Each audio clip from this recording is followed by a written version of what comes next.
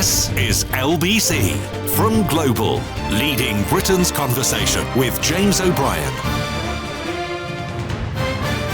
It's 3 minutes after 10 and you are listening to Speak to Sadiq on LBC, although I will also be present for what follows. If you would like to put a question to the Mayor of London, then the number you need remains the same, 0345 60 60973. And I think we'll break with tradition and spare you my ponderings and my questions and go straight to the Mayor. Welcome. Well, good morning, James. It's good to be here on this quiet week and to spend time with you and, more importantly, your listeners taking their calls.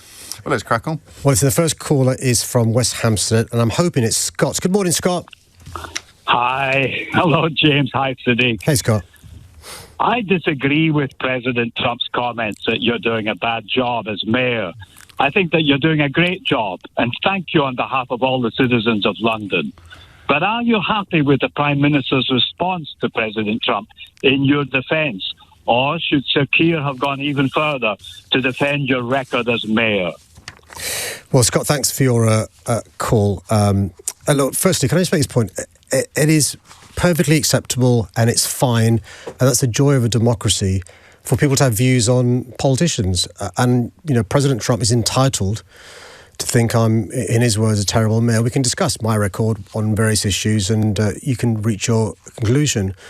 What I think is wrong, and this is my comments about, this has been going on for years now, him sort of being obsessed by me and our city, him being obsessed by a variety of things. What I think is wrong for him to say, and I'm paraphrasing, that Sharia law is coming to London, because he's clearly linking the fact that I'm a Muslim and I'm proud of that, maybe my ethnic origin, with his views on those things by saying Sharia law's coming to London. I mean, just this week, Scott, I was wishing a Shana Tova to Jewish Londoners and those across the globe because it's Rosh Hashanah. We, a couple of weeks ago, celebrated Black on the Square every year on the first May in history to lead Pride in London, the protest. So there's no evidence to suggest that it is. And so that's why, you know, I called out President Trump. And I'm really pleased you saw yesterday, Scott, I'm not sure if you saw this, but Keir Starmer being quite clear in relation to his views on this matter. And my concern is this, Scott, there are a number of issues we can talk about flowing from the most powerful man in the world having these views. It normalises and mainstreams certain views. It gives oxygen to certain prejudices. And I think we should be, you know, bold, courageous, but also decent citizens and call him out. Should the Prime Minister have moved a little quicker? I mean, it was the regional media round yesterday when he was asked about this and offered a response. He could have intervened autonomously, couldn't he?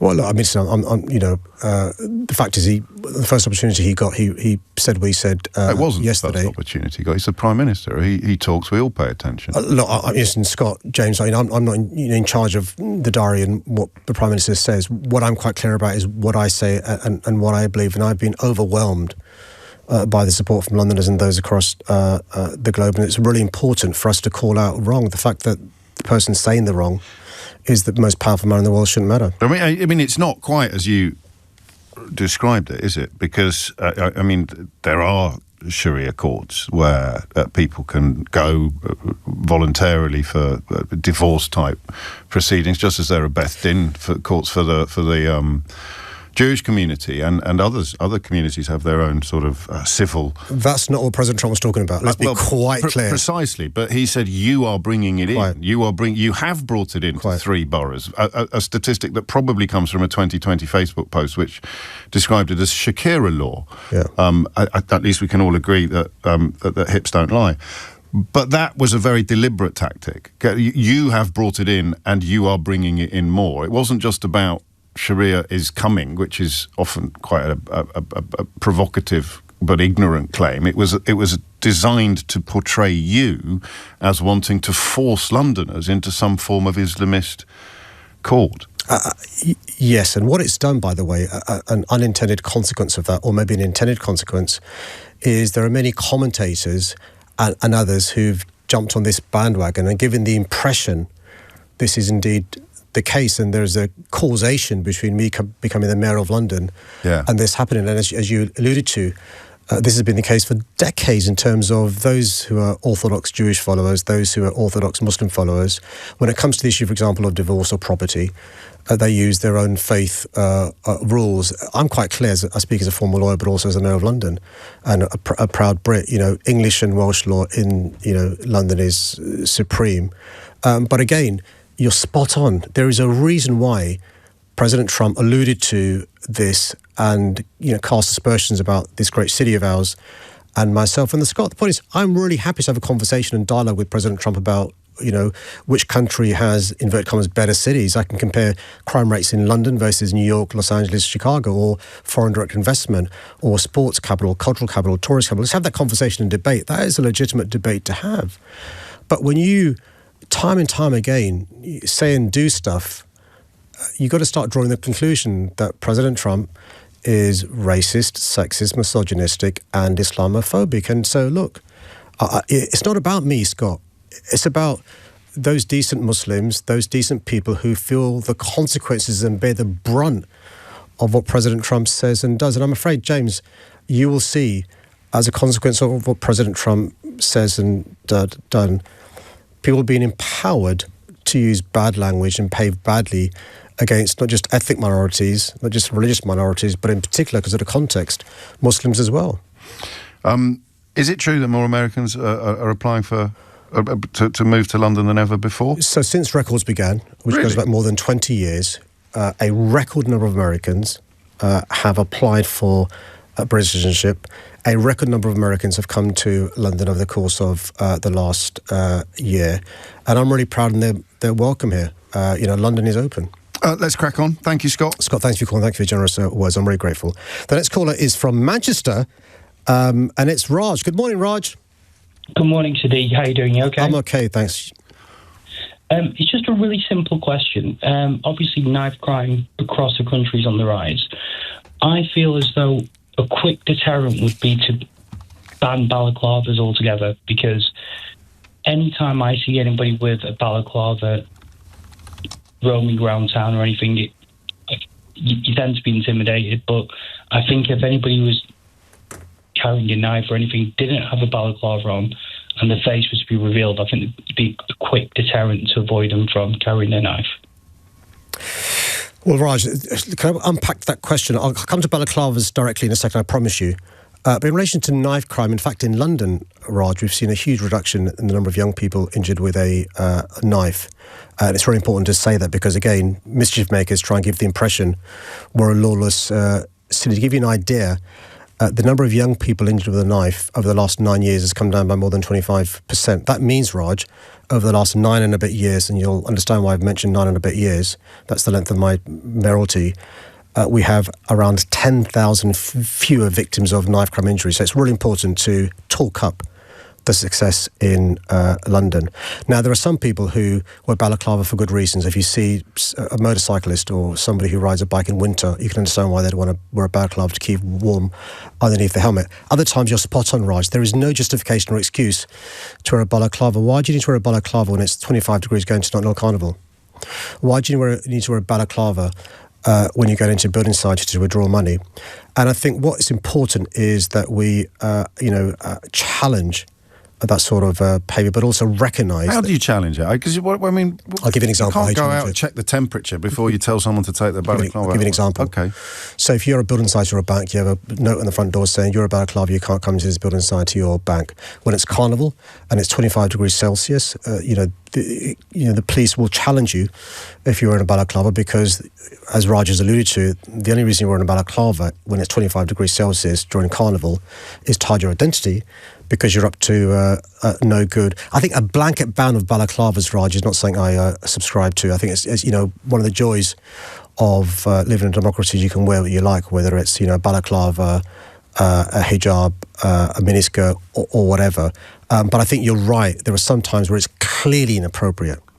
We I had a problem in my neck of the woods. I actually stumbled across towards the end of the crime where some kids had robbed a car in a hotel in Brentford and carried the bags to a bit of parkland and started rifling through the bags. I managed to reunite the bags with the owner, but the young people who scurried off as we approached were wearing balaclava helmets. I don't want to sort of go all Alan Partridge, but that is what Raj is talking about. Oh, yeah, listen, Raj, it's intimidating and it facilitates crime. Yeah, listen, Raj, if the police see somebody wearing a balaclava, they will challenge them. And, you know, including making them withdraw it and so forth. I mean, obviously, in the example James has given, clearly those young people at night time in a car park in Brentford are up to no good, and so they should be challenged. I think just think about Raj enforcing a no balaclava rule in the winter months. You know, think about December, January, February, March. I mean, I've now rediscovered cycling. I don't wear balaclava, mind you, but I'd imagine if I start cycling in January, there may be a need to keep warm and stuff. So I think that blanket bans in general, in terms of this, I'm not sure would work. But I think the premise of your question is spot on. I hate them. There are too many people up to no good. Everybody hates them, don't they? But I guess legislation is different from an emotional reaction. Raj, are you happy with that answer? Yeah, that's perfectly fair. Why are you phoning from Manchester? I mean, because it's a nationwide question, I suppose, from your point of view. Absolutely. Thank you so much. It's 14 minutes after. It's colder up north there where balaclava's more, Somebody thinks of the skiers, yes. The next caller is nearer to home. It's King's Cross. And if this iPad is working, it should be Sidar. Good morning, Sidar. Yeah. Hello. Hi there. I have voted for you in the past, but not last time. I wanted to check whether you intend to stand again for a fourth term, or will you do probably a Burnham and head to Parliament, because I think I would love to see you as a foreign secretary greeting Trump on the next visit. Well, Sadiq, if I stand again, will you vote for me this time? Sadiq, the reason I didn't vote for you was because of your lack of commitment on Palestine, and you didn't show up at any of the marches. I voted Green, and I think Labour still has a long way to go before they get a vote from people like me again. So you're not keen on me because of my policies on Palestine, but you want me to be the Foreign Secretary? How does that work, Sidar? I'm quite interested in seeing the dynamic between you and Trump. You're a mischief maker, is that what it is? Look, let me be quite clear. I think, Sidar, I mean, James will disagree because he'll probably say he has. I got the best job in politics. There's no reason I'd give this job up for another job in politics, and I love what I'm doing. And Londoners have lent me their votes, not on one, not on two, but on 3 occasions. And, as long as I continue to feel I can deliver for this great city of ours, I'll carry on being the mayor. That's a different position from the mayor of Manchester, isn't it?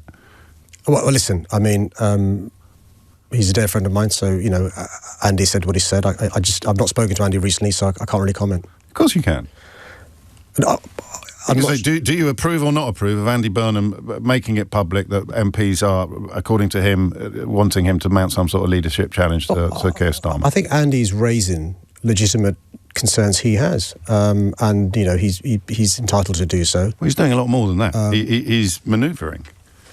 Well, listen, that's your characterisation of what Andy Burnham's doing. What's yours then? When he says MPs have asked me to run against Keir Starmer, and I'm effectively saying I'm thinking about it. Well, I think we've got 400 MPs, so it's it won't be a surprise to anybody that there may be a small minority not happy with the leadership. I'm quite clear. I'm going to conference next week, and the joy of conference when Labour is in government far outweighs, any concerns people may have. But, so to answer your question directly, I've no intentions of leaving this job for another job in politics. And will you run again then? That's my intention. Yeah, listen. If you remember this, everyone keeps telling me you're not going to. It's Sidar wants me to. Taxi driver told me you're not going. Well, listen. Apparently, let's not go into taxi drivers and what people believe when taxi drivers give them advice and stuff. But you are, as it stands now, you're planning to run for a fourth term. Look, I've given no indication that I'm not, so I'm not sure why people are drawing that conclusion. If you remember, because you and I discussed it regularly, at this stage last time. I'd not declared one way or the other, so I'm not quite clear why people are suddenly drawing conclusions because I've not declared this time. And Sidar is not alone, is he? Being alienated from the Labour Party by the either the stance or the slowness on the issue of Gaza. What is your current position? Well, look, I mean, every day you wake up, you see another child killed. You see record numbers of children maimed. You see man-made, malnutrition and starvation taking place. You see mass killing. You see collective punishment. And so, the ICJ were quite clear in relation to their judgment, the interim judgment, about there being plausible genocide. Since the last time I was on this show, a UN commissioner has, drawn the conclusion there is a genocide. So I'm quite clear what's happening in Gaza is a genocide. I think it's really important that those countries who've got influence over Netanyahu use their influence. And, it's really important that we not just lobby the British government, but actually, the British government should be lobbying President Trump to use his influence over Netanyahu, who is in America as we speak, to say, stop this killing. There will not be a two-state solution. You can recognise Palestine, but it's not going to happen if Gaza no longer exists and there aren't Palestinian people there. I'll give you an example of the outrage. The population of Manchester is, roughly speaking, 2 million. 2.1 million people have been displaced from Gaza. So more people displaced from Gaza than the population of Manchester or Leeds or Newcastle. And that's a consequence of Netanyahu's policies. And what do you say to Sidar when he says, Labour will have to work hard to win back my vote on this specific issue? Well, I think Sidar's articulating what a number of people feel across the country. And by the way, this is not a Muslim issue. Lots of people feel this way. This is not an anti-Israel issue or an anti-Jewish issue. Please, as soon as I end this, there'll be people accusing me of being anti-Semitic. I think it's possible to be pro-Israel and be against what Netanyahu is doing. In fact, many people from the Jewish faith feel that way. Sidar, thank you. Thanks, carry on. The next caller is also from London, and it's Simon from Wembley. Good morning, Simon. Hi, good morning, Sadiq. Thank you for doing an amazing job in London. Bless you, thank you. I just had a quick question. What measures do you have in place to help improve and make streets cleaner in London? And what I mean specifically is, unfortunately, when I go to certain parts of London, it looks very nice, it's very well kept, very clean. But when you go to other parts of London, it's just not to the same standard. And I happen to live in one of those places, and unfortunately, where I live, the income of people who live there aren't as high as other places in London, which creates that social inequality. So what is it that you're doing to make sure that all of London, has the same standards, and whether that means educating people in these neighbourhoods on how to keep areas more cleaner, looking after the parks more. And, for example, my local park, if I go in there, it feels like the branches haven't been cut for more than a year. When I'm walking on my street every single morning, there is a huge fly tipping issue, which I've raised with my local council many times, who's never, managed to do anything about it. So I just wanted to find out, what do you have in place to help, make all of London beautiful? Because London is a very beautiful city and it deserves to shine. And that's my question. No, Simon, thanks for your question. Actually, Simon, your question goes to the core of the joys of living in London, and the pleasures and displeasures. It's a quality of life issue, and actually it's one of the most important issues that I think politicians should be grappling with. And there's a great saying from a Democratic politician: all politics is local. So I'm really pleased you raised the call. So let me explain to you the way it works, and then I'll explain to you what we're doing about it. So the way it works is that our 32 boroughs, as you've alluded to, Simon, are responsible for their own areas. And the 32 boroughs raise their money from two sources to spend. One is central government and one is council tax.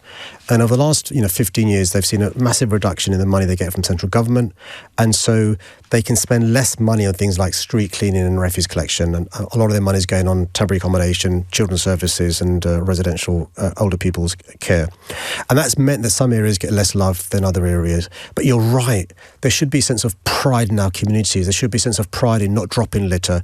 And that's made easier by, you're right, public education, but also making it easier by having things like bins around, by making sure that, parks are well maintained so people look after those parks. Streets are clean so they stay clean. And all the evidence is, Simon, if you, for example, allow fly tipping to occur, it will exacerbate and get worse. If you have notices up and prosecutions and stop fly tipping in the first place, that area will stay clean. And I think us citizens have a role to play as well in supporting councils and supporting our communities. So where I live, in two Eastern, we've got great residents who support the council by doing litter picking, going around the common, making sure it's clean and well maintained. But you're right, councils have a role to play. What I'm doing as mayor is a number of things, supporting councils to make sure they've got good refuse collection policies, good street cleaning policies, helping them in relation to enforcement and prosecution, but also things like making our places nicer by improving and extending green spaces, having water fountains, making sure things like Oxford Street are pedestrianised, and Oxford Street last Sunday was pedestrianised and it was clean, it was beautiful, and we're going to have more of our city that way. But this question you've raised is really important, Simon, because it goes to the quality of life. That's why we're working with councils to address that. And by the way, next May are council elections, and I suspect residents across the country as well as London will be rewarding or punishing good councils and bad councils. Where were you during the tube strike? I was in City Hall or Union Street or other parts of Why didn't we London. hear more from you? I couldn't have been seen and heard more. I was out and about on Black on the Square on the Saturday, Sunday doing Eddie media. Dempsey was concerned that you weren't visible enough. Well, listen, I mean, General Secretary that's of the RMT. the General Secretary for the RMT is entitled to have his views and stuff. I was out and about, and I'll carry on being out and about. I mean, I was teasing a journalist who asked me that question during the strike, and the point I made to him is he should be out and about with me in my visits and stuff and asking the questions. It's not my fault that journalists aren't following me around when I do my visits and stuff, but it's a matter of record. My views on industrial action. I'm really pleased, by the way, that RMT are talking to TfL, and let's hope they can resolve these differences. Let me just play you a little clip of him on this programme last month. Sure. We're seeing a different approach to transport in London than we are nationally, and we're wondering what's going on. And to be blunt with it, I think the permanent bureaucracy in TfL, the commissioners, I think they're running the show. I don't think Sadiq Khan wants to be in this place. I think he wants to do different things in London, and I think he's being held back by the commissioners and the permanent management in TfL. And we went through the Fit for Future stations reorganisation with London Underground a few years ago. We've got 2,000 less people delivering the tube than we had then. Who's in charge? Look, I'm not going to personalise this between the Commissioner, between the Gensec of RMT or others. I'm the chairman of TfL. I'm quite clear about, though, having skilled negotiators at TfL, as indeed the RMT have skilled negotiators. They're not being undermined. Let's try and reduce tensions rather than inflaming them. And that's why I'm really pleased RMT are talking to TfL, and fingers crossed they'll resolve this amicably. Are we going to have another strike, do you think? I hope not. We all hope not, but you must know a little bit more than the average punter. Some people don't hope. Some people hope there are strikes because it leads to all sorts of challenges, and it means you can talk down and bash trade unions. I'm pro trade unions, so, and I'm pro there being fewer strikes, and that's why I'm really pleased that the trade unions are talking to TfL and they'll resolve this. 26 minutes after 10 is the time. Let me just read you a text. James, it's directed at me, but it's about you. James, you're utterly predictable. First caller is a fawning fan of this odious, racist little man. Then the sycophants continue to follow, writes Rob, who is, of course, welcome to ring in. Are you actually going to take calls from people who see him for how bad he is, call out his racism, his misogyny when facing questions from women, him filling London with immigrants in order to secure his re-elections, and his total blindness to Londoners wanting to reclaim and maintain their own heritage? Get some balance, he writes. You're embarrassing yourself. I'm going to play a little clip that was of Elon Musk, the owner of X, speaking via video link at the march that was organised by Stephen Yaxley Lennon recently. And then I'd ask you to address both points. If you want to know what's going to happen to your town or village, just visit London, and you'll see that it's filled with crime. It often doesn't feel like Britain at all, and it's only a matter of time before that is what happens to your town or village. It starts in London, but it will spread to every town or village in the country, and no one will have any peace. And this from Adam. I listen with incredulity to all the stuff from the United States about how unsafe London is. Last Saturday, I went to watch West Ham. I walked from King's Cross to Shoreditch, had my breakfast, then walked to Bethnal Green. It was absolutely lovely. What a city. I was and felt completely safe. What's going on? And I presume that Rob, who sent that message, is British. I doubt he's in London or has been in London recently. But what is going on? Well, Rob, if you're from London, I'll put you down as undecided for the next mayoral election. But let me deal with both Rob and also the point made by Elon Musk.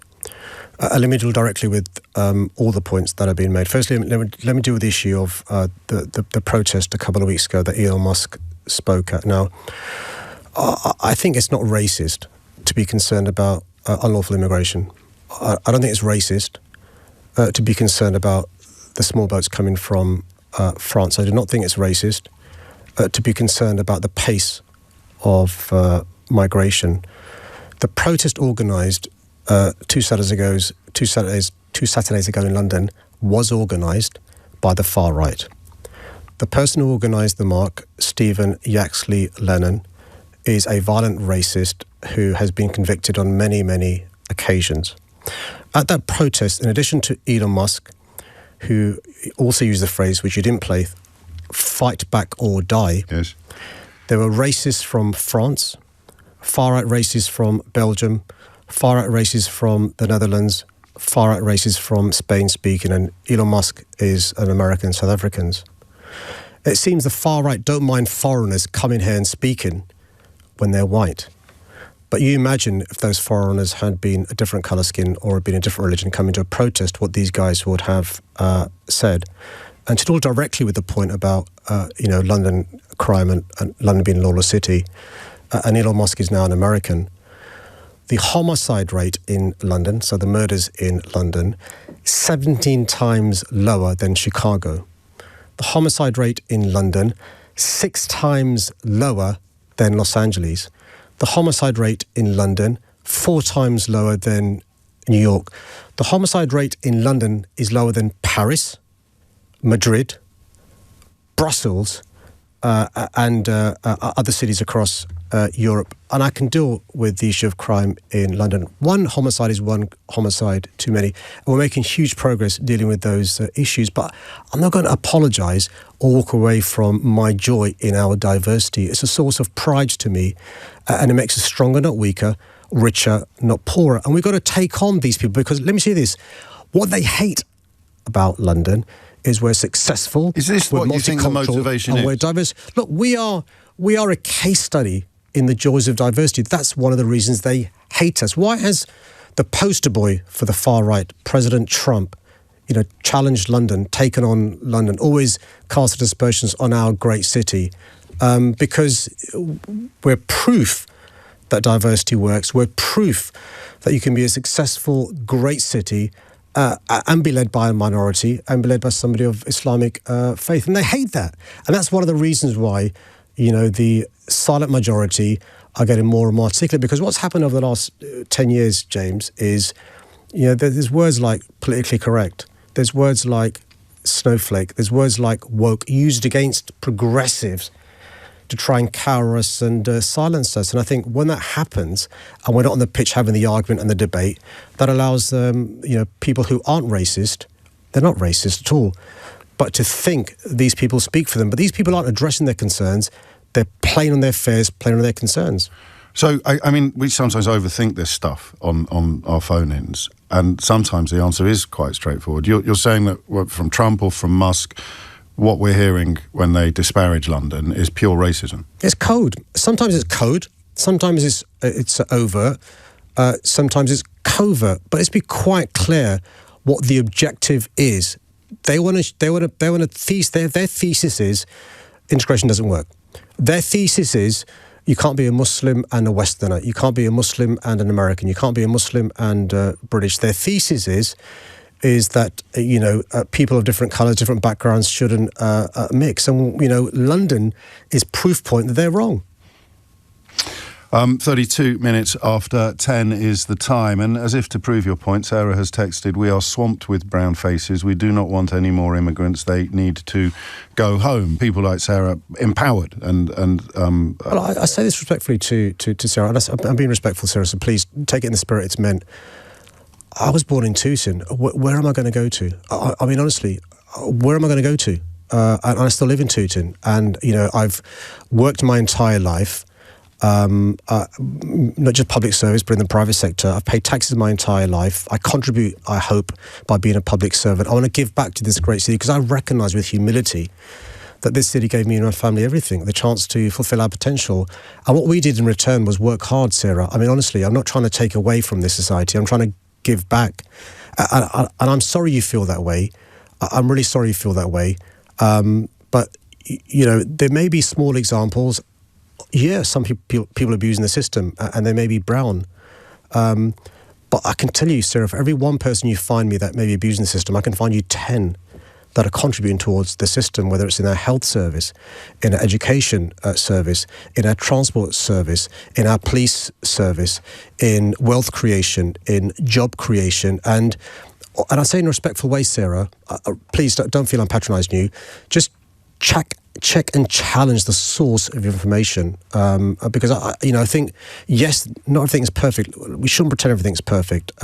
Sometimes there's been, communities changed overnight because of the pace of migration. But to make sweeping generalisations that all brown people are bad, or this, this word swamp, which is in itself, loaded, I think it's not helpful. Let's get back to the phones. Okay, the next caller is from Maidenhead, not quite as far as Manchester, but it's Sophia. Hey, Sophia. Hi, Sadiq. Thank you for taking my question. Pleasure. My question is actually more of a concern, and it's about the lack of action that is being taken by the police when crimes are being reported. Now, just to give you a little bit of background about this, I was recently on the Elizabeth line and I was racially abused. I was able to film the incident and load it onto a social media platform, trying to, hopefully do a bit of detective work and find out who they are. And obviously, I reported it to the British Transport Police. And while they did acknowledge the incident and gave me a crime reference number, it then went silent. And actually, 4 days after, I received a letter in the post saying that the case was closed. And yesterday, a major media platform, I'm not sure if I can say the names, they actually printed the article on their website. It was also on the news. And by pure magic, just like that, I got a telephone call from the British Transport Police. And all of a sudden, they've actually identified who these people were on the tube. They actually looked at the evidence, which I had provided a few days after the incident, where I'd already found out who they were. And I made it very, very easy for them. I did a lot of detective work. I couldn't have done more. But it's just such a shame that it had to take a video to go viral, the BBC to get involved. And, what hope is there for people who are in worse situations and who haven't got these resources? And, people feel like there's no point in reporting anything because they feel like nothing's going to come from it. And, what can you do to restore that faith? And why aren't the police acting faster? And why did it take, like I said, the support of the BBC for somebody to finally look at my case and actually resolve it in an instant? There's a lot to get through there. I need to just report what the British Transport Police have said this morning, which is that it is not accurate to suggest the case was reopened following contact from the BBC. It was reopened the next day when the victim contacted police again, that's you, Sophia, to say she wanted to make a formal statement and supplied a video recording of the incident. This provided additional lines of inquiries to investigate, and these inquiries are being actively progressed in order to identify and apprehend those responsible as soon as possible. There were no available officers in the vicinity available to attend as they were dealing with a serious collision at the time of the incident. But carry on. No, you can respond to that. Sorry, James. I would have to challenge that because I received a letter in black and white on the 11th of September saying that it was closed. So that statement doesn't even make sense. Well, have you seen the clip? Do you know the story? So Sophia Chowdhury, to give her full name, was racially abused on an Elizabeth line train before young people using the P word repeatedly. And she was. There's two elements to the story. One is obviously the event that happened. The second bit is, by Sophia's account, a lot of adults present were far from helpful. And in fact, one of them a question why she was even bothered, or why she was even taking the trouble to try and record the culprits in this case. And then, of course, the reported failure of the authorities to respond satisfactorily. Well, firstly, Sophia, I'm really sorry for your experience on public transport. Can I explain to those of your listeners who aren't ethnic minorities or religious minorities the impact name-calling has? Because it's not just name-calling. It goes to who you are. It's your identity, and it's intrinsic to who you are. And the P word is when you receive it, it is upsetting, it is chilling. It makes you ask questions about whether you should be using public transport. It sometimes makes you scared and cowers you, so you stay at home and don't go out. And when people hear about Sophia's story, it has the feeling of ripples of hatred. And so there'll be people listening to this who will be scared by Sophia's experience because they are different. And so, people on the one hand may say it's just name-calling, like the bystander you mentioned, but I don't think they've experienced the feeling it has when you are called names. And that's one of the reasons why 40 years ago the Public Order Act passed a law which has a section that deals with threatening, abusive or insulting behaviour because of the impact on the receiver. And there's a number of issues that Sophia's question arises. Firstly, Sophia, I will look into this with the British Transport Police to find out what exactly happened. Secondly, I think decent citizens should be active bystanders. Whether somebody's been, harassed sexually or abused racially, I think there is a civic duty, as long as it doesn't, endanger yourself, to be an active bystander. That could be recording it for others. That could be stopping the behaviour of the individuals involved, or being an ally to somebody like Sophia. And the third point is action's got to be taken. One of the reasons why we've encouraged reporting is there's an under-reporting. Now, the problem with Sophia's case is, one of the problems is, people say in the future, what's the point of reporting it? Because when Sophia reported it, no action was taken. And that under-reporting means that we're not measuring progress or things going backwards. And so that's why it's important for me to look into what happened in Sophia's case. But just to say, this isn't just name-calling, and it's not trivial. It isn't trivial because Sophia and people like her will be scared now to use public transport. And public transport should be what it says in the tin, transport for the public. Has it changed the way you interact with the world around you, Sophia? I was very paranoid for a week after the incident. If I was crossing the road and there's a group of children there, I would avoid it. And I actually haven't been back on the tube until a couple of days ago. And even that, I basically had to orchestrate so that it wouldn't be in school time. So yeah, the first week I was very shaky, but it's all right, I've bounced back. However, I am worried about if that was somebody else who was more vulnerable, somebody like my mum. What if she was there on the tube? What would have happened then? Because like I said, I can look after myself, but it's just not right that people are getting away with this. It's being normalised. And the main question here was, people feel like there's no point reporting things because nothing comes from it. And, how can you restore faith that these things will be taken seriously, worked with urgency? Yeah, that's one of the reasons why your case is so important, you see, because it's a case study on what happens when people do report it and the lack of action. That's one of the reasons. I just don't know the details, but I will follow up with British Transport Police, because we are actually got a campaign to encourage people to report any criminality on public transport, whether it's racial abuse or violence against women and girls or any sort of criminal behaviour. It's just awful what happened. Sophia, let me know if he doesn't do that, all right? And then I'll hold his feet to the fire next time he's in this studio. Before you go, Sadiq Khan, should Tony Blair be the governor of Gaza? I saw this coming in, and I don't know whether it's true or not. I mean, the key thing is I'm not sure any Western person should be the governor of Gaza. Gaza should be run by Palestinians. My concern is there may be no Gaza left for anybody to run the way things are going. 2.1 million Palestinians displaced. Basic supplies not getting in. Children dying of malnutrition. Children amputees, 20,000 children killed, more than 65,000 people killed. Who the governor is, who runs Gaza at the moment, is a moot point. So, Sadiq Khan, many thanks. Covered a lot of ground.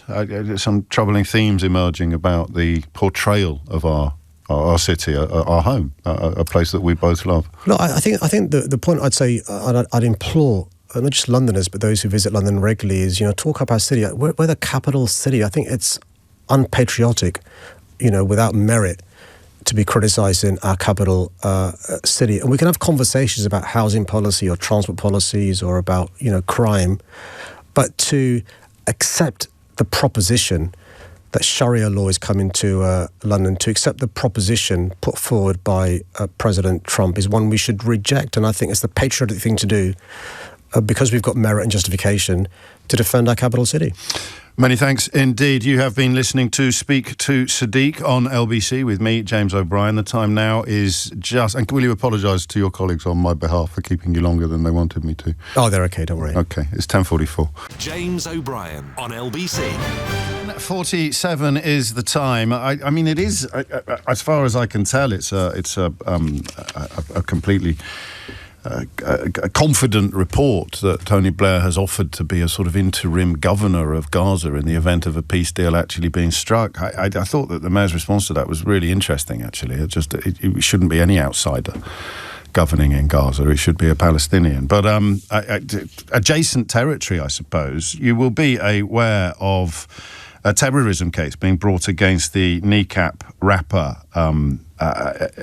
I have some breaking news for you, or rather Fraser Knight has some breaking news for you. It's been dropped. In the past few minutes, the Chief Magistrate who was sitting at Woolwich Crown Court has dropped the terrorism charge against Mukara, whose real name is Liam Og Ohani. He had been charged with showing support for a prescribed terrorist organisation, Hezbollah, but over the past few months there's been some tense legal arguments that have happened, James, from Mukara's legal team, who have argued that because this was being dealt with in the magistrates' court, that actually there were some technicalities in the way that charge was brought, namely that it was slightly too late. There's only a 6-month period where you can bring a charge after an alleged offence when it is a summary-only offence, therefore dealt with by magistrates. And so today, the Chief Magistrate has said that there were technical issues in the way that charge was brought. Cheers from within the courtroom as Liam Ohani, alongside the other members of the Irish rap group Kneecap, learned that charge is now being dropped. There will be no trial in this. They had said that they were going to defend themselves.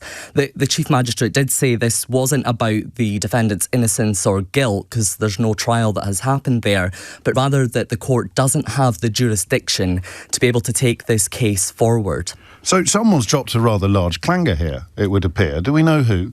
It seems that there has been, from the Crown Prosecution Service, a bit of a mishap where they had conceded in court that the way that they follow their guidance and their rules, especially when it comes to terrorism offences, they're all kind of geared towards the more serious offences which are dealt with in the Crown Court, where there's not that statutory time limit. But because of this one, where it was alleged that Mukara had held up a flag during a gig at the O2 Kentish Town Forum, because of that charge of showing support for a prescribed organisation is a summary-only offence, and therefore in the Magistrates' Court, they had followed their guidance, which is geared towards the Crown Court, and therefore brought that charge too late. Possibly leaving themselves open to an accusation of having responded to media outcry a little bit prematurely or a little bit quickly? And genuine outcry, not just media outcry. It was certainly the argument from the legal team, the defence in the court over the past few months, sort of saying this was rushed, that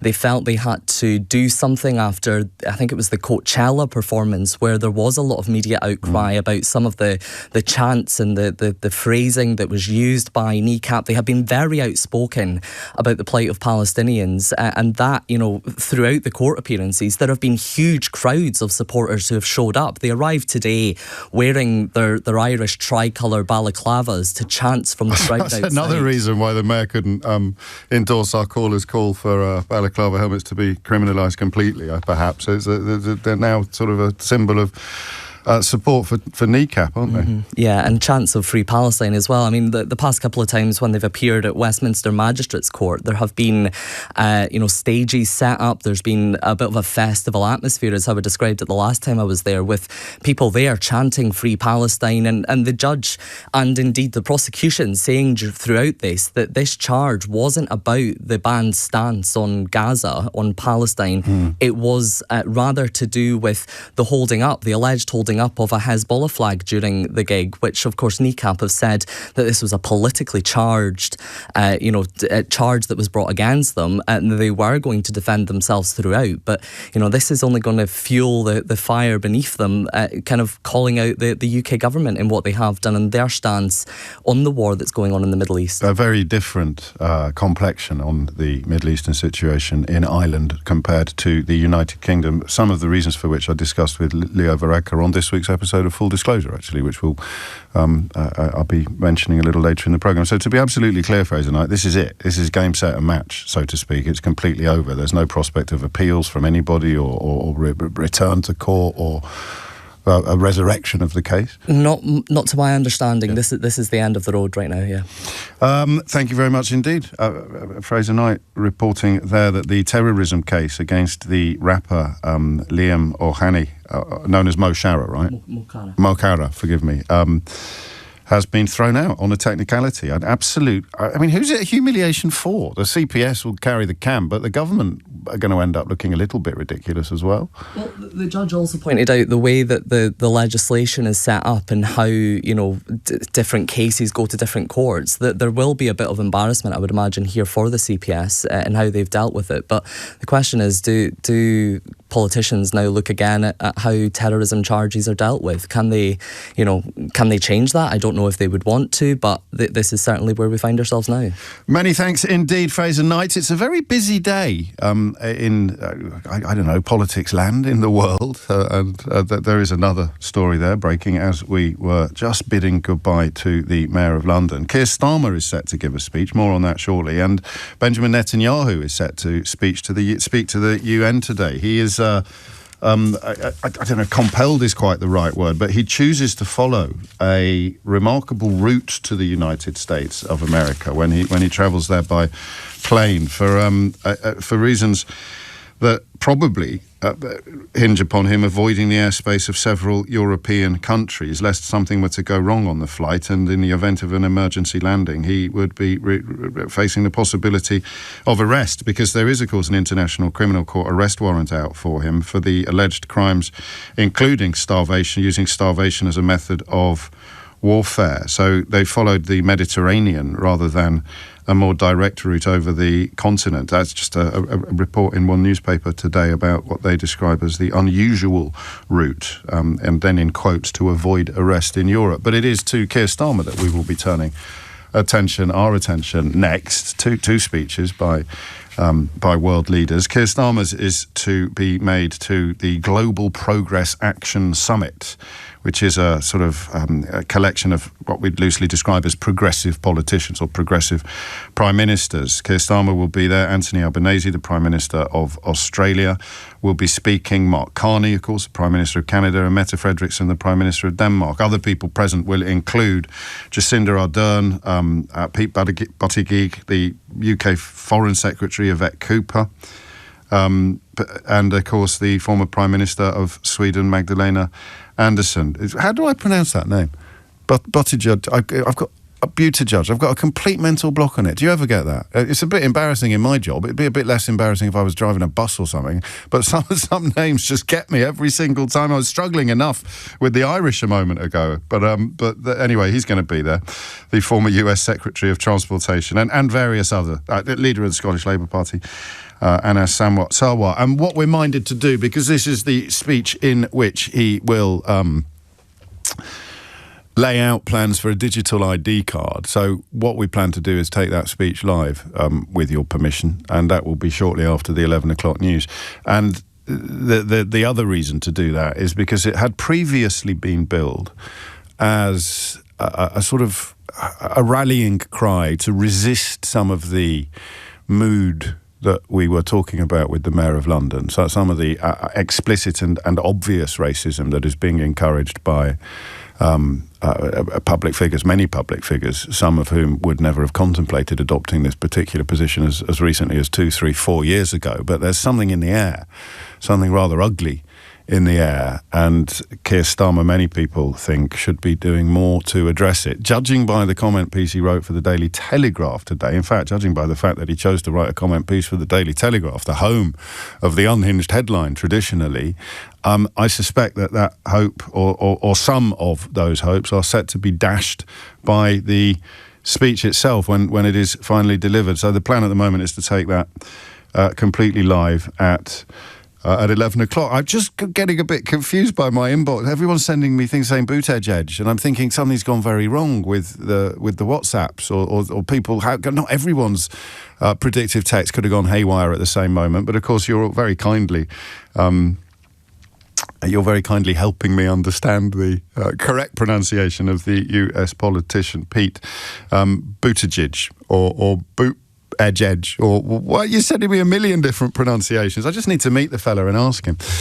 It is 10:57. The breaking news this hour is that the terrorism case against the Kneecap rapper Mo Farah, known as Liam O'Haney, has been thrown out by the Chief Magistrate at Woolwich Crown Court due to a technical error in the way the charge against him was brought. Perfectly explained by Fraser Knight, but deeply embarrassing for the Crown Prosecution Service, who followed the rules for a Crown Court case, followed the rubric and the regulations for a Crown Court case, when in fact it was scheduled for a magistrate's court where the rules are different, and that technical error left the judge with no choice, left the magistrates with no choice, the chief magistrate sitting at Woolwich Crown Court with no choice but to throw out the entire case. And then we'll have a phone-in, a normal phone-in. I hate days like this when everything's up in the air, because you are, I don't know whether you realise this, you, as a listener to this programme, and indeed this entire radio station, you are much more a creature of habit than you realise. Trying to get a phone-in off the ground after what will be probably almost an hour and a half of unfamiliar programming. The visit from the Mayor is not normal programming. The pause for a live speech is not normal programming. Trying to get a phone-in off the ground after what will be close to an hour and a half of abnormal programming, we might call it, it's tricky, because you don't realise you're doing it, but you are sort of lulled into a sense of familiarity, and when we break that familiarity, it's often the case that you don't know what to do. I want to talk about the digital ID cards. I think that will be the obvious way in. But one of the things about taking a speech live is that it allows you to reserve the right to change your mind. It may be that Keir Starmer says something that will be grounds for a more interesting or a more important conversation. Are we taking the news? We're going to take the news and then come back, and probably I'll have to fill another 7 minutes of waffle while we wait for Keir Starmer to start speaking. But hey, that's my cross and I'm prepared to bear it. It's just coming up to 11 o'clock. James O'Brien on LBC. And we cross live now to the speech from the Prime Minister, Sir Keir. Work behind the scenes to bring this event together and allow us this opportunity to discuss. So thank you very much to them.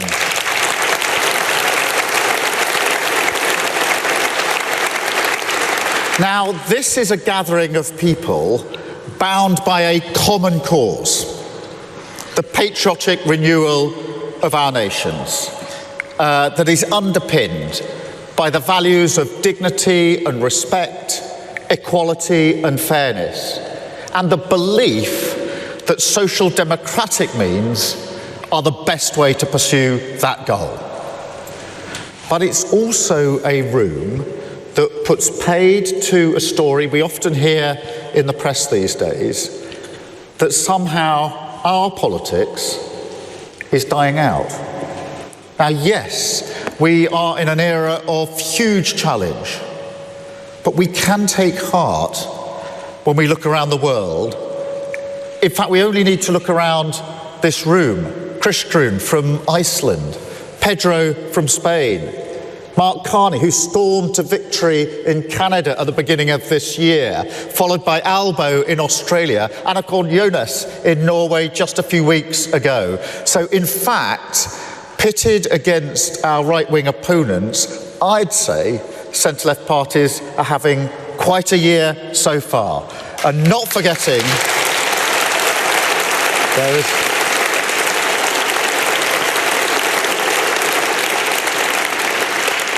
Good morning, Pedro. We're just hailing you being here. But not forgetting, of course, the Labour Party's victory in July of last year, getting a landslide victory here in the United Kingdom. So I'm sorry, I don't accept that argument that somehow our politics is dying out. But I do accept that it is now time for Social Democrats to confront directly some of the challenges and some of the lies, frankly, that have taken root in our societies. Because we don't just hear these stories about our politics, we also hear stories about our great countries, our communities, our cities, that simply do not match the reality that we see around us. And it's very good to have you here in London. I hope you've enjoyed yourself here in our capital city. Maybe gone out for breakfast this morning, popped into the pub for a pint last night, maybe enjoyed the last rays of sunshine in our beautiful parks. And if you have done any of those things or other brilliant things in London, you may have noticed that this city isn't the wasteland of anarchy that some would have you believe. But that, in a sense, captures what we're up against, doesn't it? And there are versions in all of your countries where places, institutions, communities are portrayed in a way that is a million miles from reality. A sort of industrialised infrastructure of grievance, an entire world, not just a world view, created through our devices that is miserable, joyless, and demonstrably untrue. And yet, in another way, and this is the challenge, also totally cohesive, because it preys on real problems in the real world, identifies clear enemies. That's us, by the way. And at its heart, its most poisonous belief, and this was on full display here in London just under 2 weeks ago, that there's a coming struggle, a defining struggle, a violent struggle for the nation, for all of our nations. And you don't have to be a great historian to know where that kind of poison ends up. And you can just feel it in a language that is naked in its attempt to intimidate. Because it's not careless or accidental, it's part of a strategy.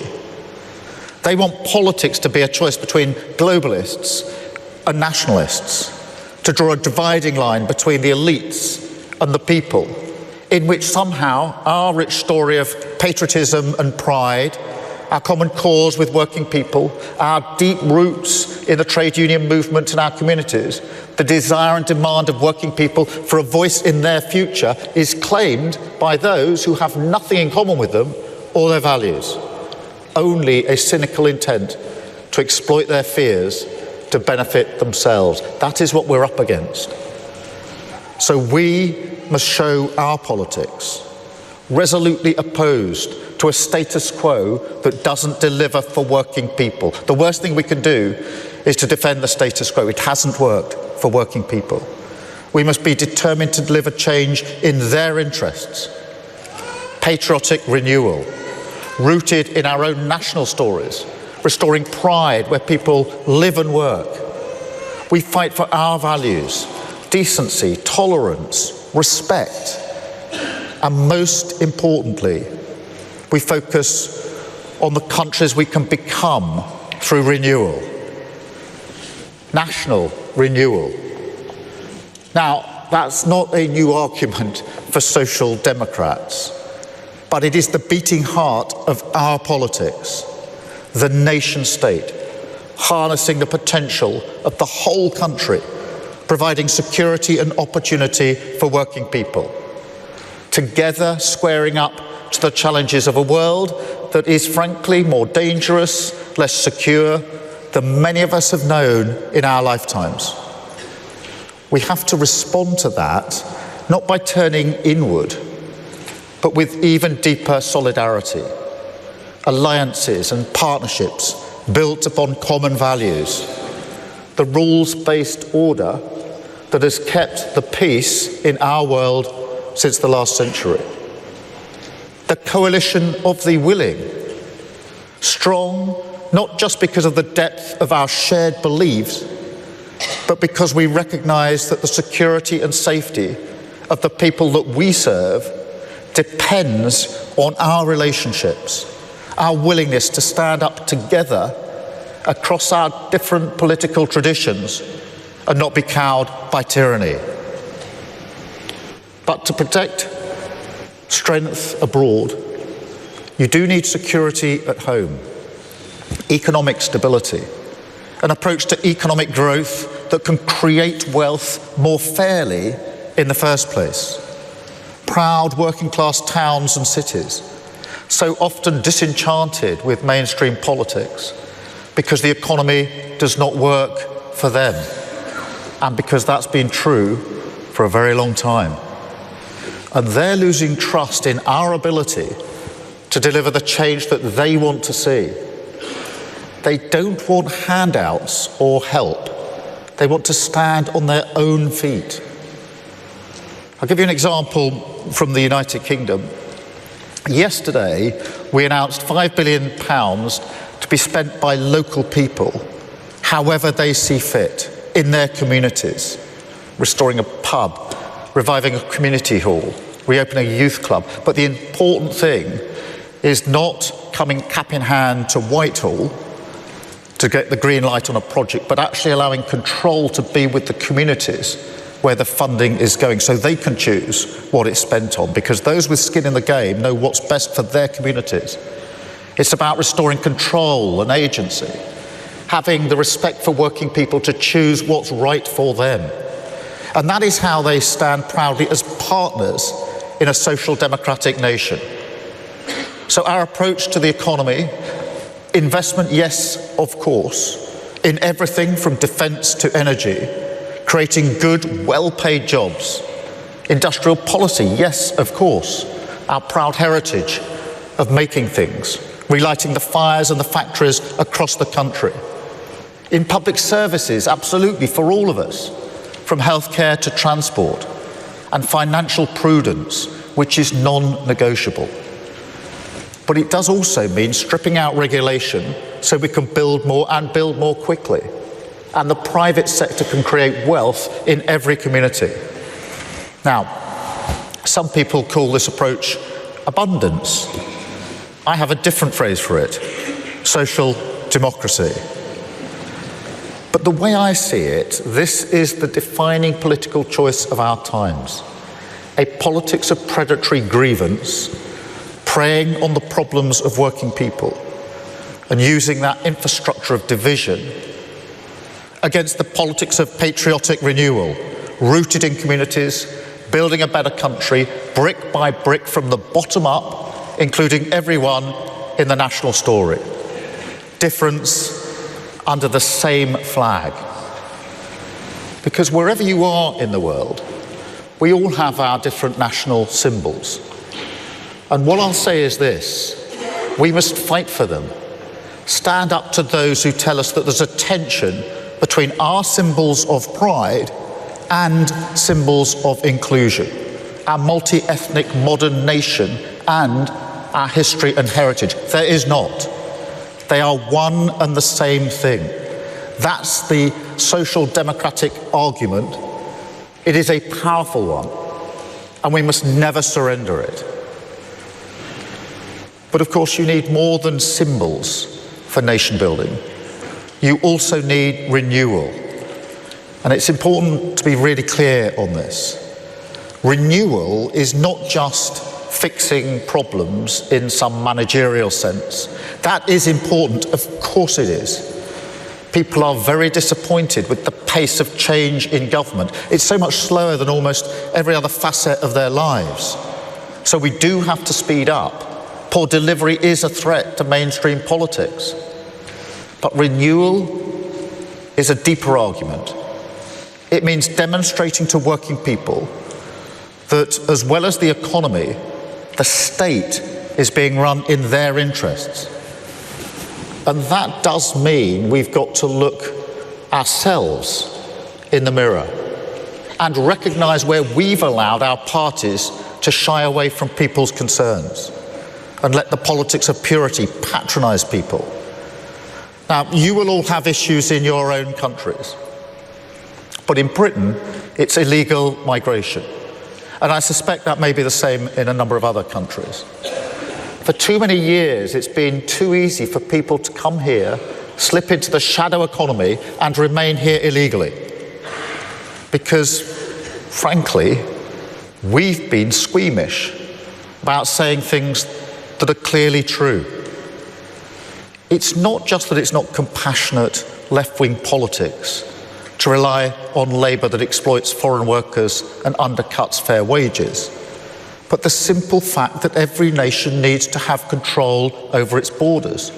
We do need to know who is in our country. Our immigration system does need to be fair if we want to maintain that binding contract that our politics is built on. Otherwise, it undermines trust, undermines people's faith that we're on their side, and their belief that the state can and will work for them. And that is why today I am announcing this government will make a new free-of-charge digital ID mandatory for the right to work by the end of this Parliament.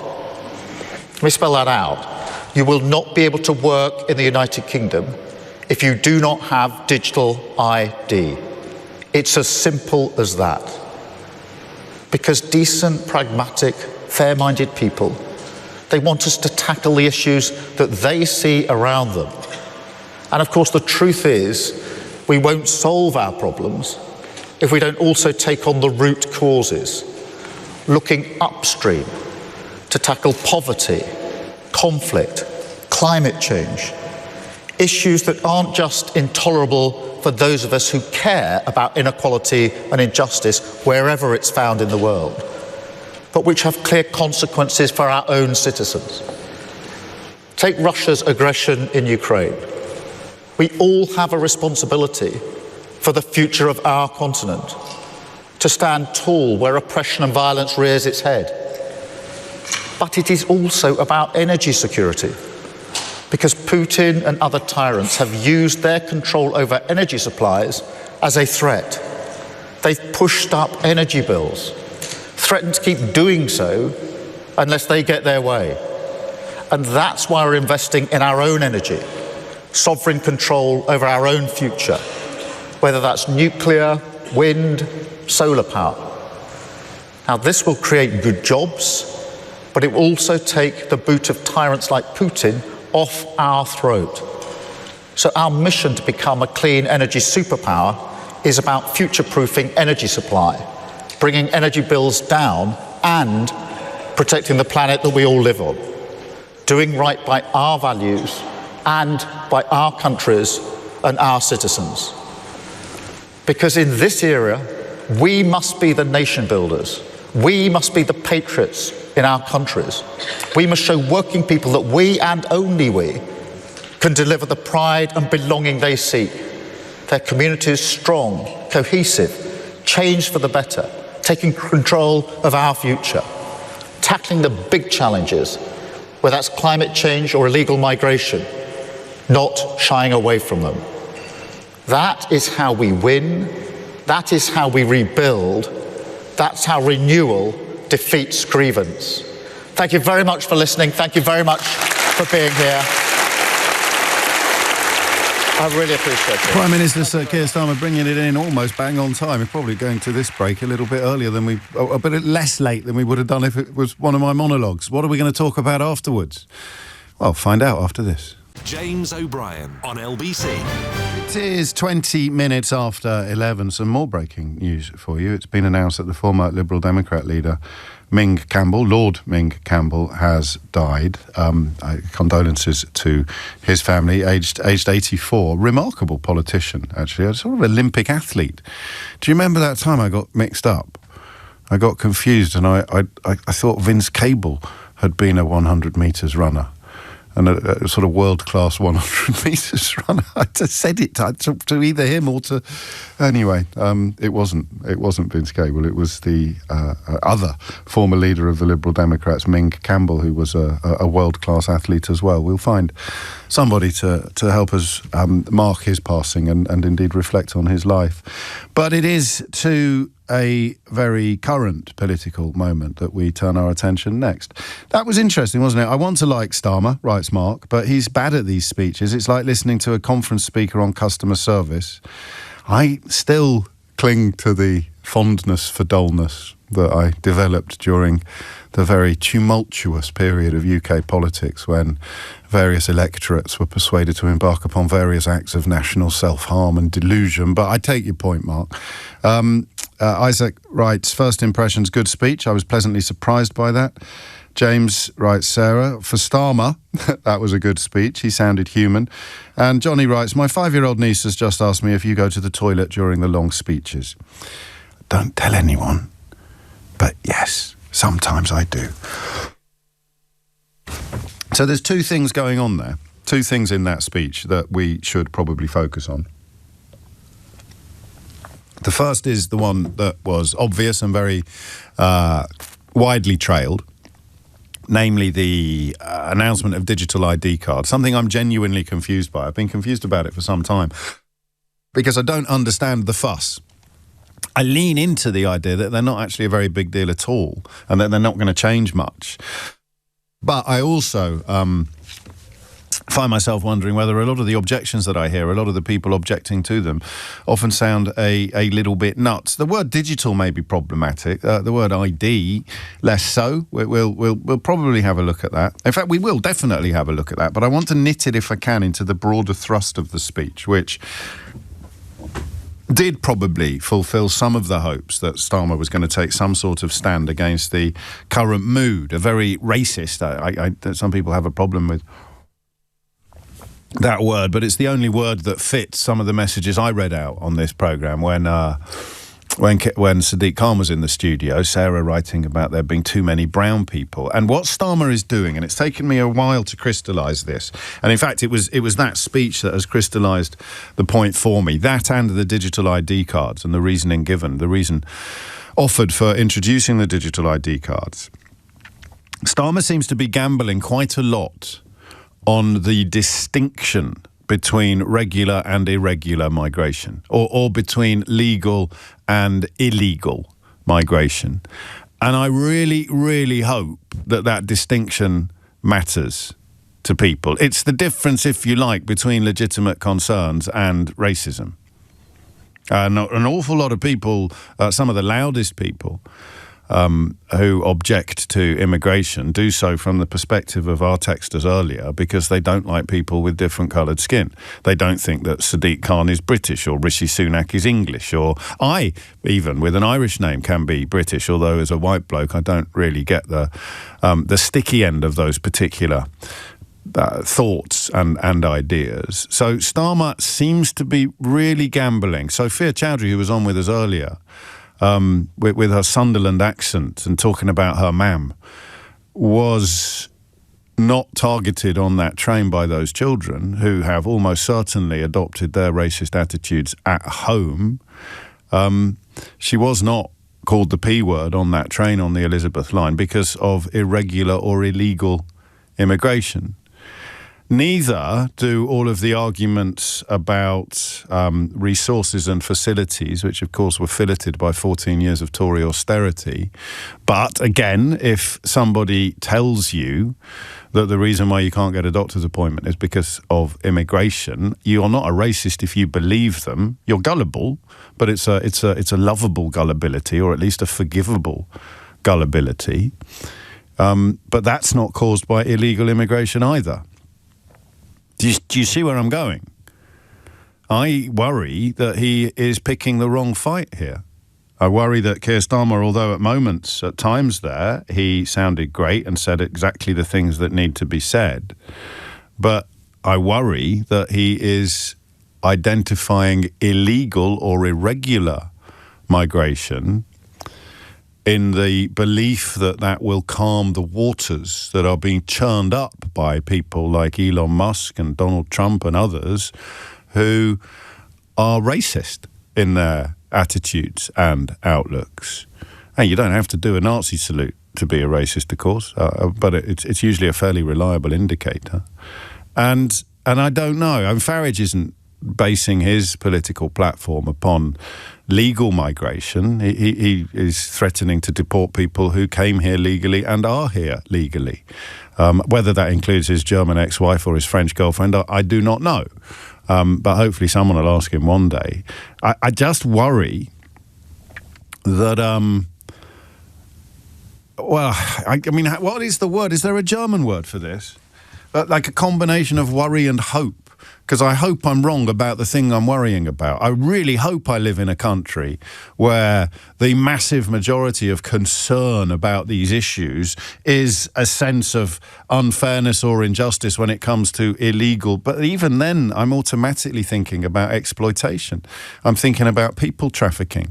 I'm thinking about illegal sweatshops and people being denied working rights and people being horribly abused by gangmasters and exploitative employers. And I'm thinking, is that really what everybody dancing to Stephen Yaxley's tune is worried about? Or do they just not like brown faces next door or in Sainsbury's? I think back to that caller that I took in the aftermath of Brexit, the bloke who voted for Brexit because he thought there were too many brown faces in his local Tesco. That's the gamble. That's Keir Starmer's calculation here, is that the problem that needs to be solved is public feeling about irregular migration.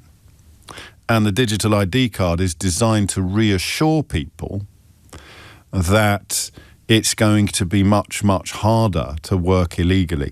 I mean, sometimes while I'm talking to you, things drop. You can hear them sometimes, but pennies drop.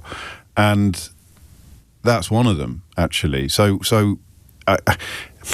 he's not painting a target on the backs of people that Farage is painting targets on the backs of. That's a relief, because there have been times in the last few months where you wondered whether he was turning into some sort of hideous tribute act. But the targets painted... is he painting targets on the back of the most vulnerable and exploited workers in our country? I don't know. I mean, he's trying to create a country in which they will not exist. Isn't necessarily the same as victimising and targeting, but it's a big gamble, isn't it? It's a big gamble. 28 minutes after 11 is the time. And then you're left with worries about what digital ID will actually achieve, what digital ID is designed to do. If I'm currently employing someone and it's not on the books because I don't want to have to pay national insurance, I'm doing cash work, for example, and I don't want a taxman to know about it, and you don't actually have permission to be in this country, but it doesn't matter because we're managing to conduct our transactions on the never, I think it's called the black economy, then what difference is a digital ID card going to make? Have a listen to this. This is Starmer on precisely the subject that I've just been reminding you of, or if you're just joining us, you'll be hearing it for the first time. Now, you will all have issues in your own countries, but in Britain, it's illegal migration. And I suspect that may be the same in a number of other countries. For too many years, it's been too easy for people to come here, slip into the shadow economy, and remain here illegally. Because, frankly, we've been squeamish about saying things that are clearly true. It's not just that it's not compassionate left-wing politics to rely on labour that exploits foreign workers and undercuts fair wages, but the simple fact that every nation needs to have control over its borders. We do need to know who is in our country.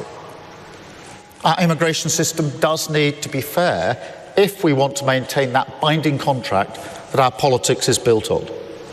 Otherwise, it undermines trust, undermines people's faith that we're on their side, and their belief that the state can and will work for them. OK, so it's clear. The problem identified by Keir Starmer is people coming here from other countries illegally or irregularly. That is the boil that he feels he needs to lance. That is what he is directly addressing. Is he picking the right fight? Or is the problem in this country a lot more racist than he realises? 0345 60 60973. I want it to be the right fight. Let me make that absolutely clear. And I am possibly a little bit of a freak when it comes to some of the stuff that I'm exposed to. You know, if I didn't have Sadiq Khan in the studio earlier today, I wouldn't have had that message off Sarah complaining about how many brown people there are. Regardless of whether they were born here, whether they came here legally or illegally, she is just a racist. How many Sarahs are there compared to Davids? How many Davids are there? James, you have just described it perfectly. Regular and irregular migration is the point, rather than white nationalism versus inclusivity. I am against extreme irregular immigration patterns due to safety issues, but I am also wholeheartedly against xenophobic displays of anti-migration feeling. They're purely immature. So how many Davids are there and how many Sarahs are there? Sarah is a racist, David is not. Keir Starmer is gambling that despite some of the mood music playing in the country at the moment, he's gambling on the fact that the massive majority of people with, quotes, concerns, end quotes, will be mollified, calmed and reassured by making it much, much, much harder for people who are not here legally to work here illegally. OK, that is the problem he is addressing. Has he picked the right problem? 0345 60 60973. And then, is a digital ID card going to make any difference to anything? Hit the numbers now, you will get through. And remember, I often feel quite sorry for myself when we've had an irregular programme. We've had an irregular programme today, which means that sometimes my calls to arms to the switchboard are harder, heavier lifting than they are when we've had a regular programme. I'm not asking for any special treatment. I'm just letting you know that's often how it works. So if you're thinking of ringing in, go on, hurry up. It's 11:32 and Thomas Watts has your headlines. James O'Brien on LBC. 5 minutes after 12. So the Prime Minister has delivered an important speech.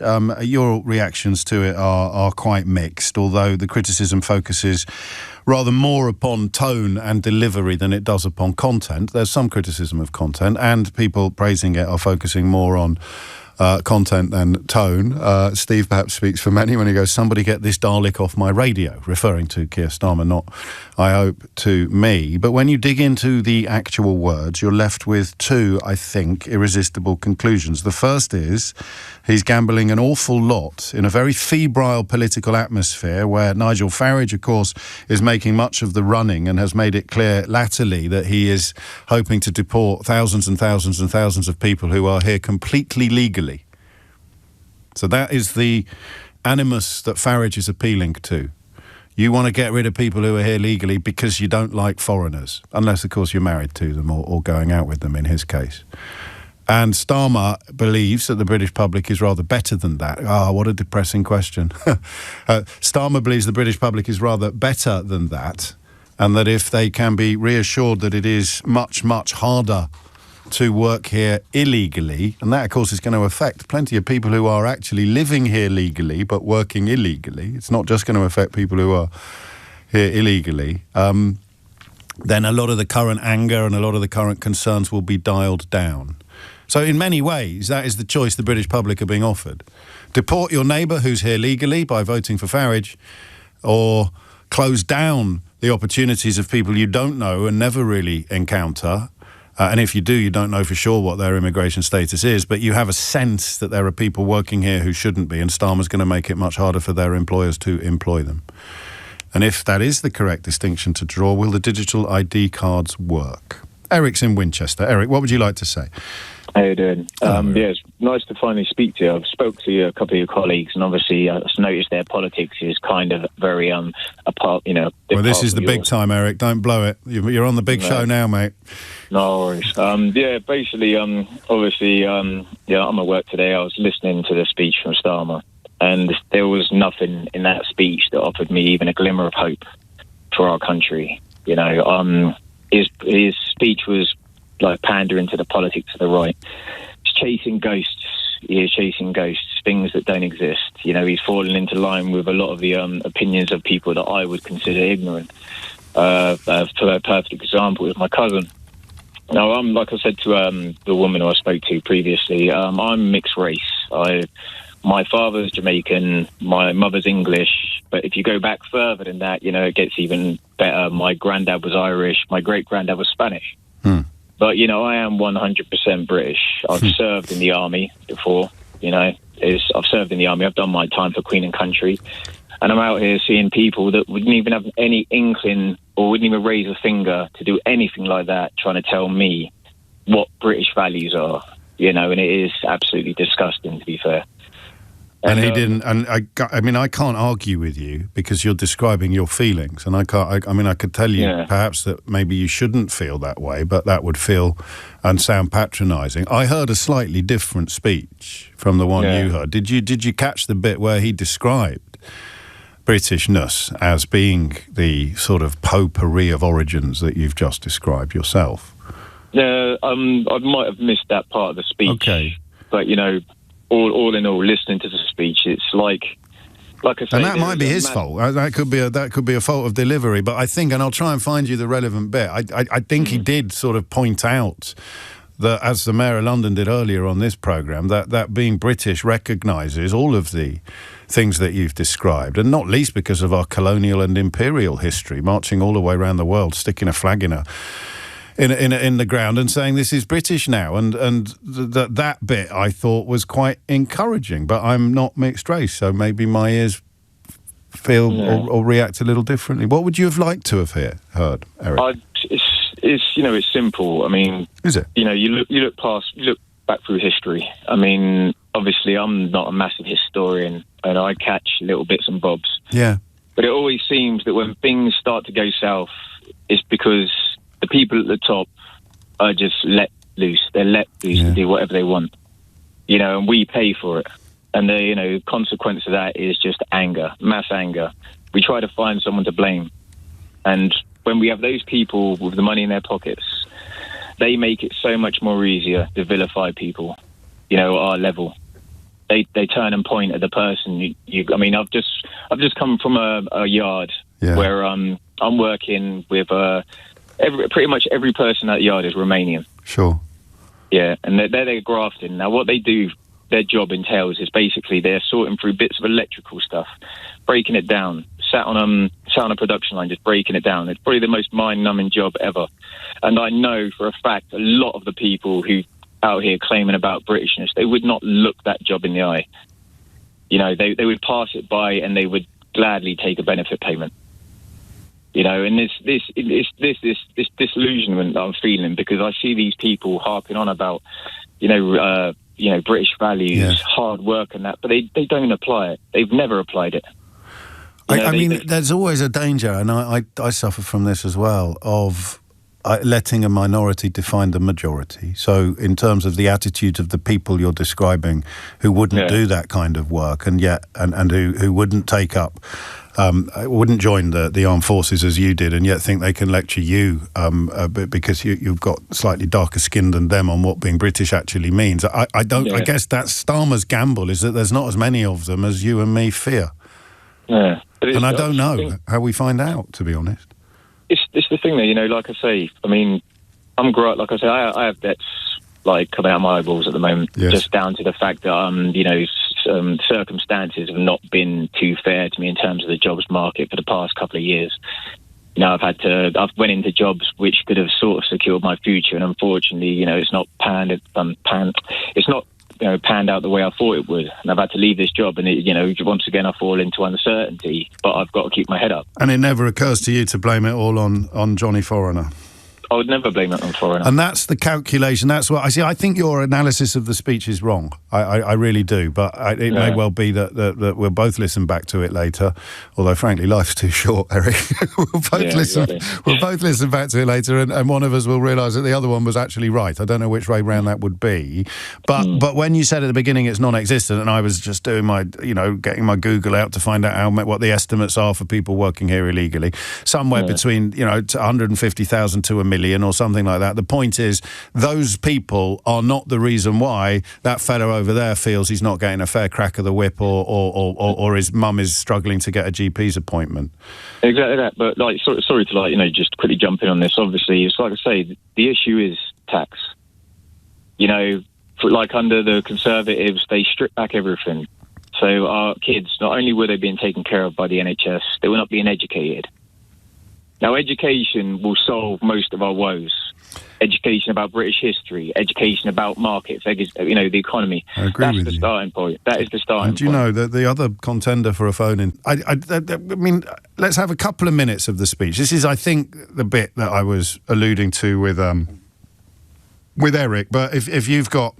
And remember, we're moving on a sixpence here, so I speak vaguely, and poor old Eleanor has to try and work out which bit of the speech I'm referring to. So it may not be exactly on the money, but I had certainly a more upbeat response than Eric did from his attempts to challenge some of the dominant narrative of the moment. And I don't think that's quite a big deal historically. And Keir Starmer doesn't. And I would stake my reputation on the fact that he never, ever will. So actually, we'll just take a quick break. And when we come back, we'll have a little listen to that bit of the speech and return to this twin question of whether or not he's picked the right fight and whether or not the digital ID card is actually a helpful or useful weapon. It's 11:45. James O'Brien on LBC. It is 11:48. You're listening to James O'Brien on LBC. Listen to this little clip from the speech that Keir Starmer has just given. It's peak Starmer, really. Everybody wants him to go further. But the people that he is appealing to or addressing are not immediately identifiable. The people whose real problems are with illegal workers, as opposed to, for example, foreigners or brown people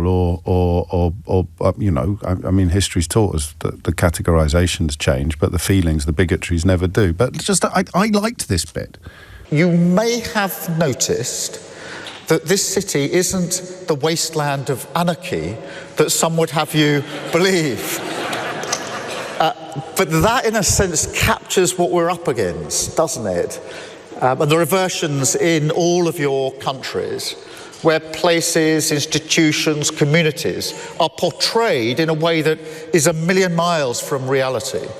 A sort of industrialised infrastructure of grievance, an entire world, not just a world view, created through our devices that is miserable, joyless, and demonstrably untrue. And yet, in another way, and this is the challenge, also totally cohesive, because it preys on real problems in the real world, identifies clear enemies. That's us, by the way.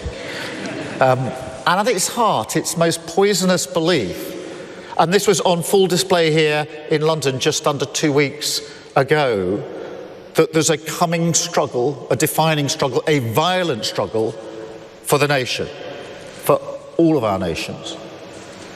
And you don't have to be a great historian to know where that kind of poison ends up. And you can just feel it in a language that is naked in its attempt to intimidate.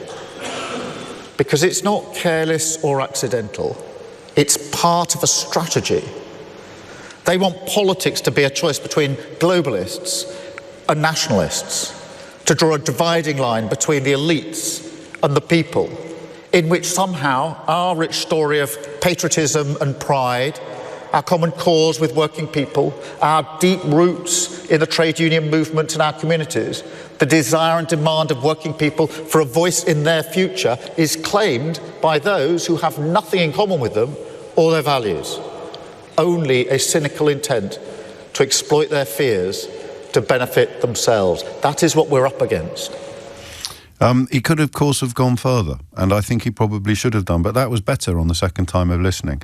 That line, that march sent a shiver down the spine of many of our communities, including those far from London. Why say communities? It's quite a nebulous, it's quite an abstract word, isn't it? Communities. Why not actually state people of colour, multi-ethnic Britons? That's who gets scared by events like the one Yaxley Lennon organised, even though there were people of colour on the march, that has been well publicised. Not many, but it doesn't matter, does it? The question of fear is one that I don't know whether he ducked it or not, but whether he has correctly identified the problem that people perceive, because that sorry to go on, but I do find all of this fascinating and deeply important, as you know. But he's describing the lies that are told by the populists and the racists, by the Musks and the Trumps, actually, in their sort of pound-shop British versions. But he's not telling us how to deal with the lies. He's decided to deal with people who are working illegally. So the digital ID card, the more I think about it, does not sit naturally with the rhetoric of the rest of the speech. Is this distinction between people here legally from overseas and people here illegally, powerful, important, correct? I don't know that it is, but if you accept that problem, does the digital ID card do anything to address it? Angie's in Ealing. Angie, what would you like to say? Hello. Hello, well, you've just described what I was going to say, so I could just get back in the car and go to IKEA. That was a question, not an answer. Go on. When I called in, I was going to say, I just find it always disappointing with Starmer that he doesn't go far enough. And I think that's exactly what I like, that bit you just played. It was good to listen to it again. It sort of raised, an acknowledgement that something's gone on and people aren't happy. And, I've got a brown face. I've got two children who are, half brown, half white. I live around the corner from you in Ealing. But it's been a really weird time, right? Since Brexit. We've spoken 2 or 3 times, I think. Probably last time Pretty and then Suella about those things. I feel disappointed with Starmer because it's as if he's answering the wrong question. He's answering the wrong question both in what he says and then what he's decided to do, I think. Yeah, and that was kind of what I was nudging at when I clocked, actually, just listening to that for the second time. And I was more impressed by it the second time than I was the first. I think you were as well.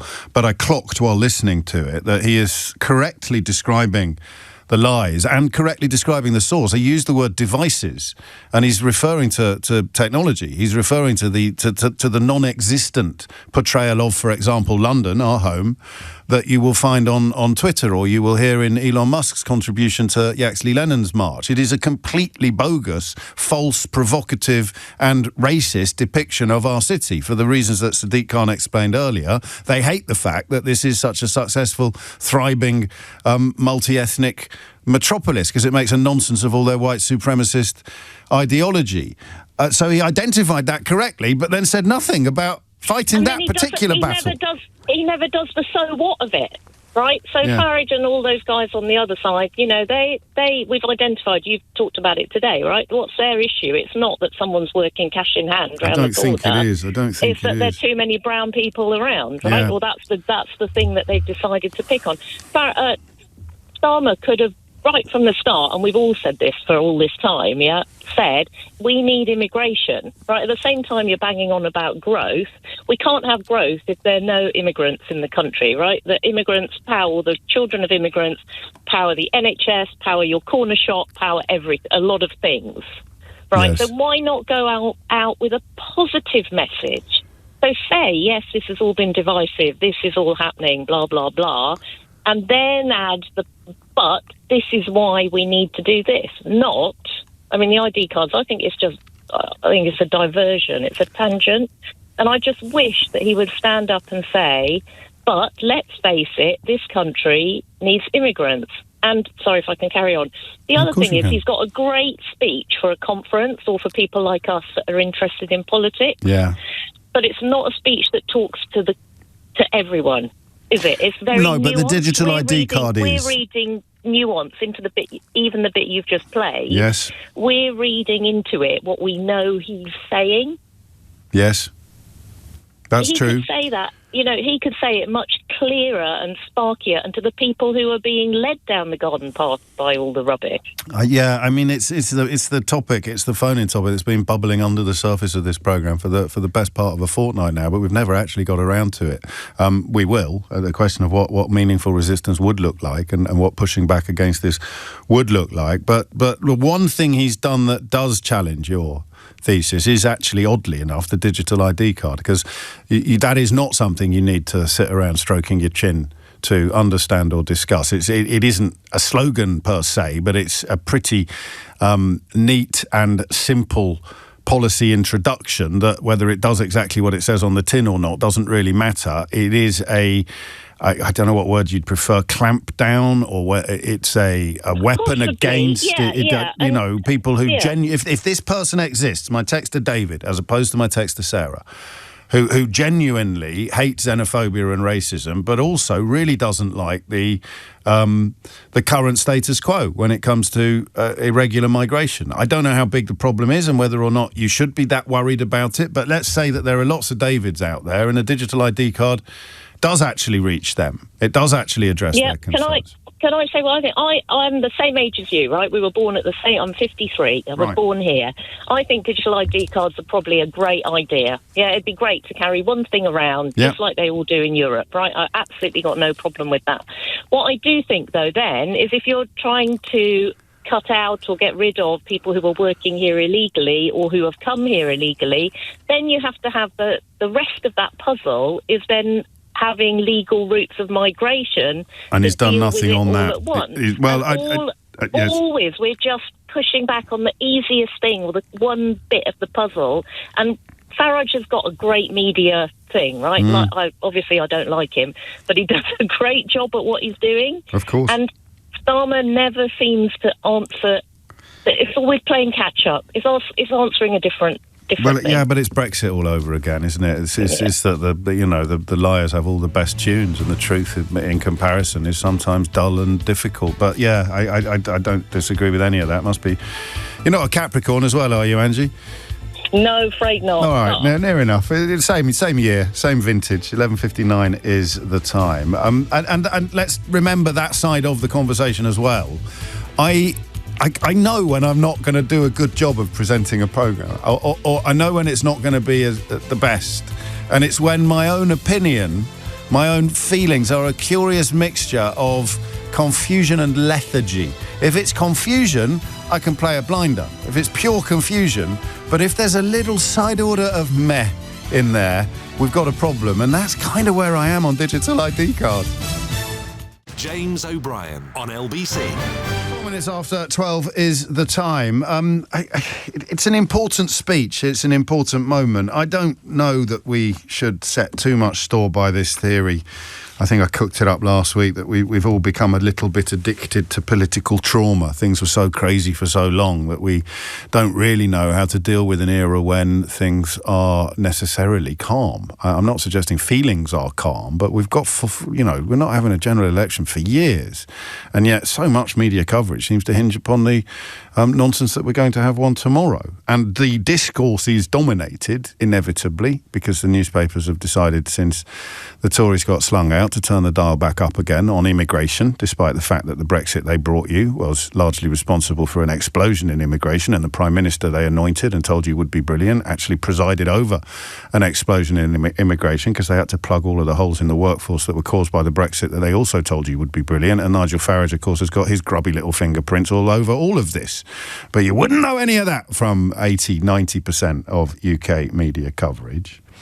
So Starmer has no choice but to address this issue. I think we could probably agree on that. Has he addressed the right issue? Do people like Sophia Chowdhury run a lower risk of being called the P word on the train by young people as a consequence of Starmer promising to clamp down on people working here illegally by means of a digital ID card? I don't know, because I'm never going to get called the P word on a train. Well, except Pratt, I suppose. I don't know, but I don't know. I've got to stop saying I don't know. I don't know why I'm saying I don't know so much. But if it is the right fight, or if it is a valid battle, then will a digital ID card get any traction? Because I'm haunted by a message I got from Danny an hour ago. Actually, exactly an hour ago at 11:06. Great show, he said. If dodgy employers take on workers without national insurance numbers, etc., then what on earth will stop them from employing them without digital IDs? So the black economy, or whatever you want to call it, and you know, everybody's got an image of the kind of establishment where somebody may be both here illegally and working illegally, a victim, we used to call them, a victim of terrible exploitation. What changes with the introduction of compulsory digital ID? I don't know, and I guess maybe I need employers to tell me. But we're also talking about the other bit, the marriage, the groom in this marriage is the comments about identity, migration in general, and the bride is the digital ID card. Tunde is in Frinton-on-Sea. Tunde, does your house have a swimming pool? Unfortunately, no, we don't. My neighbours do. Oh, it's not them, is it?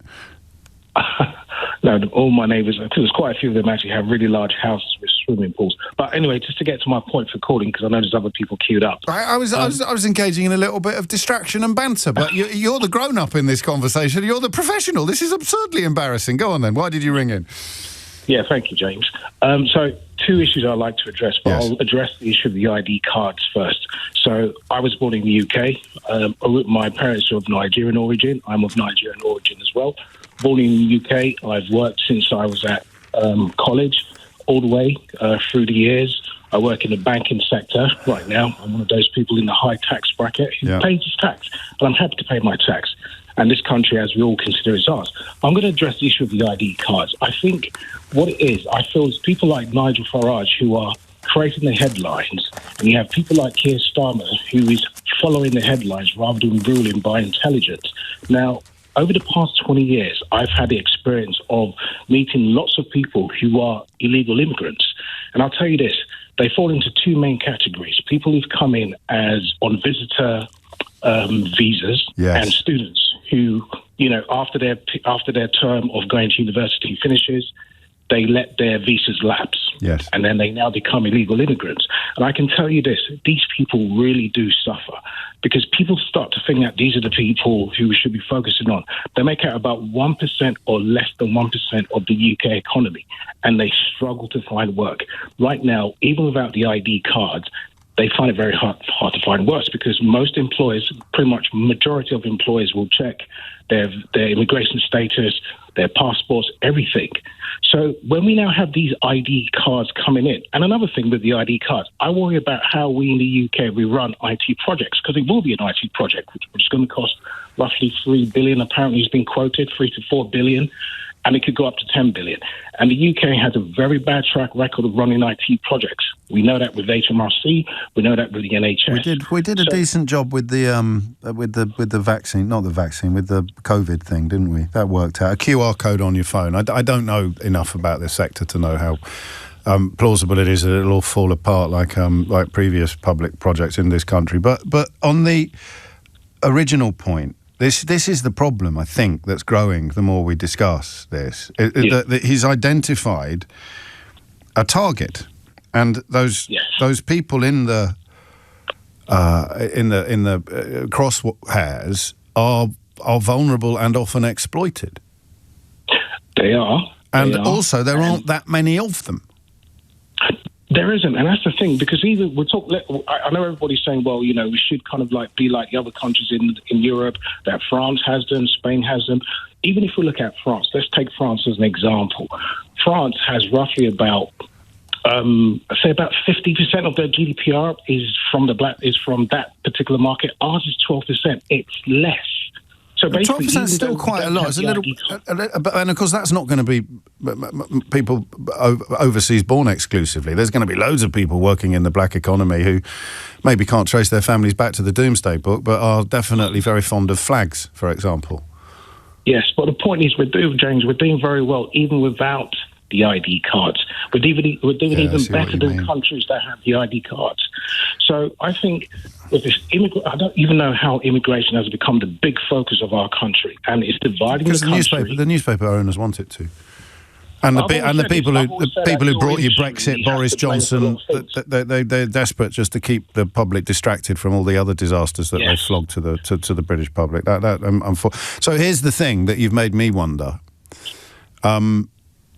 He is addressing a perception, not a reality, and that's not necessarily the wrong thing to do. If lots and lots of people believe that there are lots and lots of, quote, illegal workers, and a digital ID card will make it much harder to be an illegal worker, then the perception that there are lots and lots of illegal workers diminishes daily. Well, perception is a big thing, and I think Keir Starmer, he's very bad at this because he jumps on headlines as well. He's not a very good Prime Minister, unfortunately. All we need is facts, because of the whole immigration thing. If your industry, which is, which kind of like that survives on sensationalism, if you put out the facts about immigration, illegal immigration, that is missing. That is missing from the conversation. In fact, my next guest may be the man that you should be turning to for that kind of conversation, but it's not why he is here today. Sir Ed Davey, the leader of the Liberal Democrats, joins me to discuss the passing announced earlier this morning of his predecessor as a leader of the Liberal Democrats, later Lord Ming Campbell. Ed, thank you for your time. It's tricky, isn't it? Because somebody like you talking about somebody like Ming, there's the politician, but then there's also the friend. You've lost both. Yeah, James, I have to say it's probably one of the most difficult interviews I've ever done, because when you knew someone like Ming for as many years as many of us did, he was such a warm man, courageous, intelligent, and such a friend. He took his politics seriously, but he also loved to chat and gossip and what was going on in the party in Westminster. I'm sure there are many people in the media who really, really admired him. So we've really lost a very, very close friend today. Did he sort of play a big role in your political development? Yeah, I mean, I knew him when I first was advising the party on economics. But he, of course, was this great statesman-like figure then already, particularly on foreign affairs and defence. And I guess my respect for him was always high. It just grew during the Iraq War. He was a lawyer as well as a politician, and a very distinguished lawyer. And he brought that rigour, that legalistic brain to our opposition to the Iraq War. It was quite intimidating because they had the whole power of the state, of the Labour government and the Tory opposition, all against us. But something like Ming, who had that respect as well as that brain, made sure our opposition was based, on rigorous analysis and thought, and he was just astonishing. Obviously, we all remember Charles' contribution, Charles Kennedy's. Yes. Ming Campbell's was at least as important, I think. And you can't really separate the two, because it was into the breach that Ming stepped after Charles stepped down in poignant and very unexpected circumstances. So, you know what they say about greatness. We could say the same about leadership. Some people are born leaders, some become leaders, and some have leadership thrust upon them. I think he was in the final category, really, wasn't he? Well, yes and no. He was a person who'd throughout his life been a leader. I mean, when he used to canvass, when he was trying as a Liberal to get elected the first time, people said it was really difficult because he'd been a sprinter. And he used to sprint on down that road. And he was the UK record holder for 7 years. He held the British 100-metre record and went to the Olympics, won medals all around the world. I mean, incredible sportsman. He loved his sport. He used to love talking about that. It puts your falling off surfboards into perspective, doesn't it? It certainly does. Well, this is about him. There was one when he was leader. I don't remember. It was before the World Cup. I think 2006. Wayne Rooney had injured his foot. Remember all that stuff about his metatarsal? That was Beckham, I think. Yeah. No, I think it was Wayne. Rooney as well. Carry on. Sorry. And Ming had talked to me about an injury he'd had before the Olympic Games. And I said, go on the radio and talk about that. And because, this time the press were being horrible to him. And even though he was this amazing athlete, but he refused. At the time I was a bit frustrated, but I can see it's a testament to him about what he believed in, his modesty, but, just the man, gentleman he was. Gentleman, he was probably the last gentleman politician. Well, I hope not.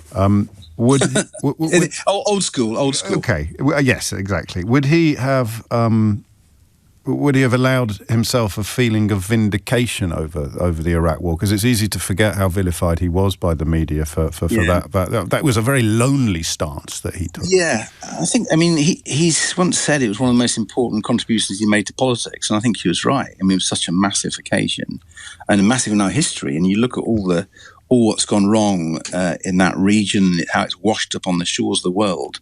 I think if people listen to Ming a little bit more, our world will be a better place. Indeed. Thank you, Sir Ed Davey. While I have you, a word on digital ID cards, if that's not inappropriate. Yeah, well, I know what Ming would have said, and he just said, look, we're not giving that power to the state. The idea that we should all be forced to have digital ID is not one that Liberals would support. Sir Ed Davey, many thanks, marking the passing of his friend and former colleague and indeed former fellow leader of the Liberal Democrats, Sir Ming Campbell. The time now is 12:16. James O'Brien on LBC. It is 12:18 and you are listening to James O'Brien on LBC, where the question is twofold, really. I don't know that I agree with Tunde, actually, that facts are the answer to these problems. You need to find a way of battling liars with something other than the truth, because as the old saying goes, the lie is halfway around the world before the truth has got its trousers on. But my best reading so far of what Keir Starmer has done today is this. He has calculated that people are very exercised by the idea of people working here illegally, foreign people working here illegally, and therefore he's introduced a digital ID card that will address that perception. It doesn't matter how many people are in that category, and it doesn't even matter whether the feelings are justified by the facts. He is seeking to dial down the feelings. And I think that's probably the right mission to be on. And it is a mission to challenge Tunde's analysis a moment ago. It's a mission that doesn't actually work by deploying facts. No one knows that better than I do. But is it actually the right way to approach that mission? Because I don't know how many people message this studio when Sadiq Khan is sitting here with base, unapologetic, absolute, disgusting racism.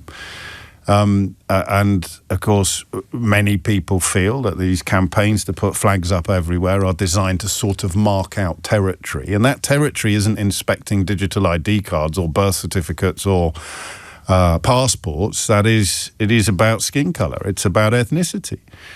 Not for everybody on either side of the divide, but that is very much part of the conversation, part of the feeling. And how is he dealing with that? Answer, not at all, really, except for that stuff about this mad far-right obsession with portraying London as completely different from what those of us who live here know it to be. So come at it from either angle. Separate it, knit them together, or adopt your own approach. The digital ID card conversation, Davey reminding us, profoundly illiberal in many ways, and the relationship between the digital ID cards and the illegal workforce. Because if I'm employing you, if you're here illegally, or you've come here irregularly and you're not currently allowed to work here, but I'm employing you anyway, how's a digital ID card going to change anything? And how am I going to get calls from people in the category of employing illegal workers? I'm not. I bet you know someone who is working illegally, who is working cash in hand while also signing on, or maybe not even signing on these days, but working cash in hand and doing perfectly well, thank you. But I bet they're not here illegally. You see what I mean? Steph's in Northampton. Steph, what would you like to say? Hey, James. How's it going? So, in my own personal opinion, facts don't matter. Facts stopped mattering during June 2016, mate. June 2016, yeah.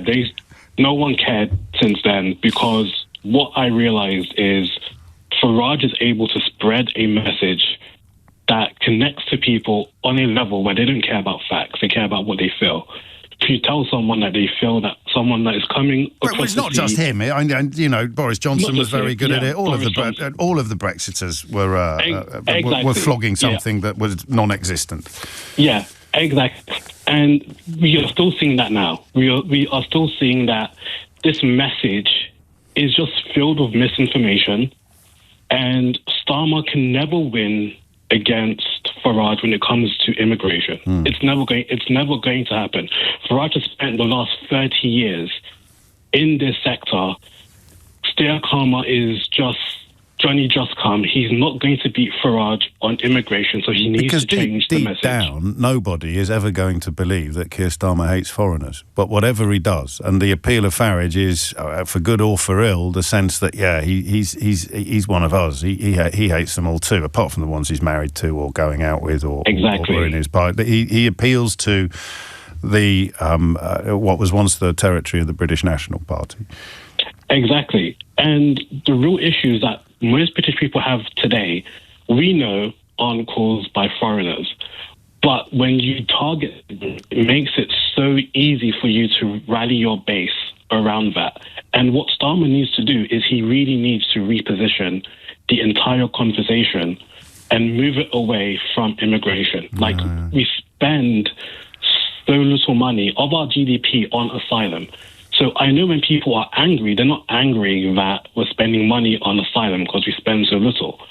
They're angry because, and this is my personal opinion. Of course. I think most people are angry because they have failed to progress in life. They have failed to make something of their life. So when they see someone coming across the boat and they're giving a hotel, they're treated like humans, they get a bit angry. Yeah. And I understand that to a certain degree. But there's another thing going on as well, which is primal. I mean, and it is the imagery of people who are being portrayed as dangerous heading here in boats. I mean, it lands. With some of us it doesn't, but I understand why it lands with others who wouldn't ordinarily have found themselves in the kind of spaces that they're finding themselves in today. Yeah, exactly. One thing that I did when we voted to leave the EU was I wanted a master's in political communication. It was the biggest intake they had ever seen that year because a lot of people understand. I'm losing the phone line, but wanted to master the arts, as it were, of winning arguments from the side of evidence and facts. While that decade really has been typified. It's why Keir Starmer was at pains during that speech this morning to stress that things aren't quite as bad as they are being portrayed on the centre left of international politics. But the sense that they keep losing arguments to liars is pretty hard to resist, particularly when you look at the other side of the Atlantic. Thank you, Steph. I'm moving on just because the phone line went a bit funny at the end there. 25 minutes after 12 is the time. Mona is in Brixton. Mona, what would you like to say? Hello.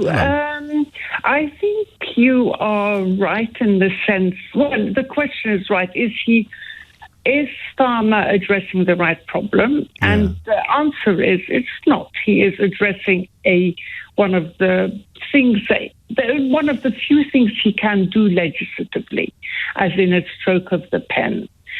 What he cannot, the real issue is racism. And racism, as your previous caller spoke about, is something of a feeling. It is a heart and mind thing. And unfortunately, all leaders can do. I mean, having been a leader, I know you like analogies, and so do I. Well, it is such a wonderful way of expressing complex issues. I think so. As a leader of a team, and we want to introduce high performance or high customer care, I can't sign a piece of paper and tell people from tomorrow you're going to perform highly and you're going to care for your customers.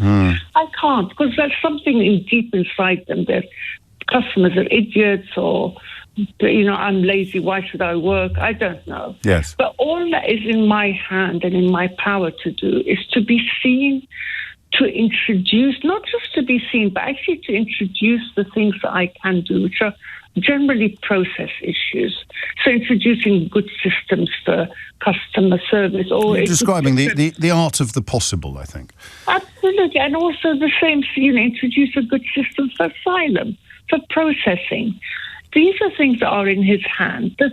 What he cannot do, as your previous caller said, is actually change people's hearts and minds. And this is feelings. This is what happened with I think he can. Germany. I think he can. How? I think that it's a combination. Well, do you mean he personally can't do it, or do you mean nobody can do it? No, I think personally. No, I can't. Yeah, okay, that may be true. But I mean, I try to do what you've just described every day at work, so I have to believe. I have to believe that it might work sometimes, Mona. Otherwise, well, and I think this is where it works. I think that we can, as leaders, do things to support high performance and caring for the customer and caring for our neighbours. These are the things that we can do, but they're soft and they're often difficult and take a long time. And the only way, and it's the same with racism, it's often if you could bring people together, highlight the good that's done, bring in facts. So it is. I feel sorry for him because he can't win this. He can't. He's trying to nail jelly to the wall in many ways. Jonathan Portes at King's College, who's brilliant on these kind of issues, has suggested that the ID card scheme is a solution in search of a problem, and I think that chimes a bit with what you're saying. There's a lot that he can't do. This is something that he can do, but it may not be actually very significant or substantive. Well, it's not, but it needs to be done. And sometimes it does help. So I truly believe in my heart that if people had homes, had got good service at the National Health, didn't have to wait for ages, had good education, the racism diminishes. People don't care. Of course it does. And to be fair, when you actually dig into the numbers, we touched on this yesterday, the people who profess to care about it a lot, the people for whom it is a big figure. I can't remember who we were talking about this with yesterday. I think they were in the studio. It will be high, but when you actually ask people about the impact it has on their own existence, the numbers halve or come plummeting down. So it is very much an issue of perceptions, and for good or for ill, Starmer is addressing a perception, not necessarily a problem. Because the percentage of people in this country working, being paid for doing jobs that are illegal, if you like, are not being properly recorded or not subject to HMRC, you find me all of those people, and a tiny percentage of them will be illegal immigrants. So the people working illegally are a very small percentage of the entire workforce, and the people who are not supposed to be in this country are a very small percentage of the people working illegally. And yet Starmer's got to address what is largely a sort of notional he's got to try to slay a mythical dragon. And I don't know, maybe the digital ID card is a trusty lance with which to do that. Thank you, Mona. I hope you you have an absolutely lovely voice. I could listen to you all day. Thank you for that. 12:30 is the time, and Dominic Ellis has your headlines. James O'Brien on LBC. 33 is the time, and you are listening to James O'Brien on LBC. I'd like some employment advice now. Not for me personally. I'm quite happy with the job that I've got. But is it going to change anything? Who is most likely to be affected by the introduction of a digital ID card that you cannot get a legal job without? I can't shake the sense or the fear that actually it's already quite hard to get to work illegally. Or if it isn't hard to do, then the introduction of a digital ID card isn't going to make it any harder. Because if you haven't asked for my national insurance number and you haven't registered me for income tax and you're paying me out of cash takings at the end of the day, then what difference does this make, realistically? I don't know. Answer, of course, is it doesn't matter what difference it makes. It tells people that we, the government, are not prepared to tolerate people who are gaming the system. But it doesn't even do that. It speaks only to people who are foreign born and who have made their way here irregularly. So the digital ID angle, I don't even know that that's a very good idea. And the tone of Keir Starmer's speech, the idea that he is addressing the very ugly mood that has been allowed to ferment in this country, and particularly in this city in the last few weeks, particularly in the last few months, especially in the last few years, sadly. Has he gone far enough on that? Is he picking the right battle? 0345 6060973. I also have a very special guest for you during this segment of the programme, so do stand by for that as well. And do you, like me, have a sense of surrender? As if Keir Starmer is accepting the narrative of, quotes, invasion almost, end quotes, the lies of the Musks and the Trumps, and he's trying to deal with people who've fallen for it, rather than actually address the lies and the propaganda. It's as if he's trying to fix the consequences of the lies and the propaganda, not the lies and the propaganda. Although he came closer than he's come before on that when he talked about the entirely bogus alternative reality that people are able to immerse themselves in on their devices. Patrick's in Gatwick. Patrick, what would you like to say? Oh, hi, James. Yes. So my problem isn't with immigration at all. I think it's a good thing to have immigration. Every country needs it. But my problem is very much with the digital ID. And the reason is that it is a system that, A, we don't need it. It's going to not address any of the issues of so-called illegal immigration. If, as I think you just said, alluded to just now, that if anyone's working illegally, they'll be able to carry on working illegally. Surely it can't be that obvious. I mean, this is where my rare capacity for modesty kicks in and self-doubt. It can't. If it was that flipping obvious, we wouldn't be where we are today, would we? Well, I think the thing about, as I say, it's really the digital ID issue I'd like to address. Of course, go on then. Tell me why you've got a problem with it. Because this is being brought in. It's probably going to be administered by AI for a start. Almost certainly it'll be administered by AI. It's basically going to mean that anyone who doesn't accept the digital ID card will not be able to work. They won't be able to probably rent a house. They won't be able to buy a house. And the thing is, it's open to abuse by not just this government, but future governments. Because the framework will be there, the toolkit will be there, basically, and these things will take a time to come in. It won't be brought in straight away. It'll probably, as you said, by the end of the Parliament is probably their target. But they can then add things to it. And we all saw what happened during the COVID lockdowns, how people were being intercepted because they'd walked a mile further than the zone. Well, you can imagine how easily that system could be used to extend people's. But if you've got a government that wants to be totalitarian, it will be totalitarian. Yeah. It doesn't matter it doesn't matter whether it's been introduced for good reasons or not. They're going to do bad things because they want to do bad things. And the COVID stuff was the imposition of laws that were passed in Parliament. It was an entirely democratic exercise. If the ball came round again, I expect people in positions of power would react in exactly the same way, because it was an unknown threat with an unconscionable impact. Well, I mean, I don't understand what you're frightened of. You couldn't get. I'm not frightened of it. Well, okay, concerned. I don't think what you're concerned about, apart from some sort of theoretical future. I remember when I couldn't get a card in Blockbuster Video unless I could produce a utility bill. We've got CCTV on every street corner in the country. I think we must be one of the most surveilled nations on earth. I can't get on the tube without using a piece of technology that presumably lets TfL know about every journey that I've ever taken. I'm supremely comfortable with all of that. What is it about a digital ID card that is different or worse or changes things?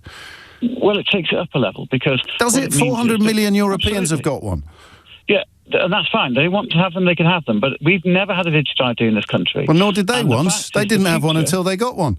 Well, so the fact is, there's 800,000 people at the moment have already signed a petition against it within about 3 hours. Oh, mate, you could start a petition tomorrow claiming that the moon is made of cheese and you'd have 1 million signatories by tea time. But to put into words what you're worried about. Right. Well, this is what I'm worried about, is this. Something that is going to happen when we have it, not some theoretical future. Yes. No, because they will add things to it. They've got the Well, that's the theoretical future. You could say that about anything. Oh, I don't like that because it might turn into something that it isn't. Tell me what problem you've got with what it is.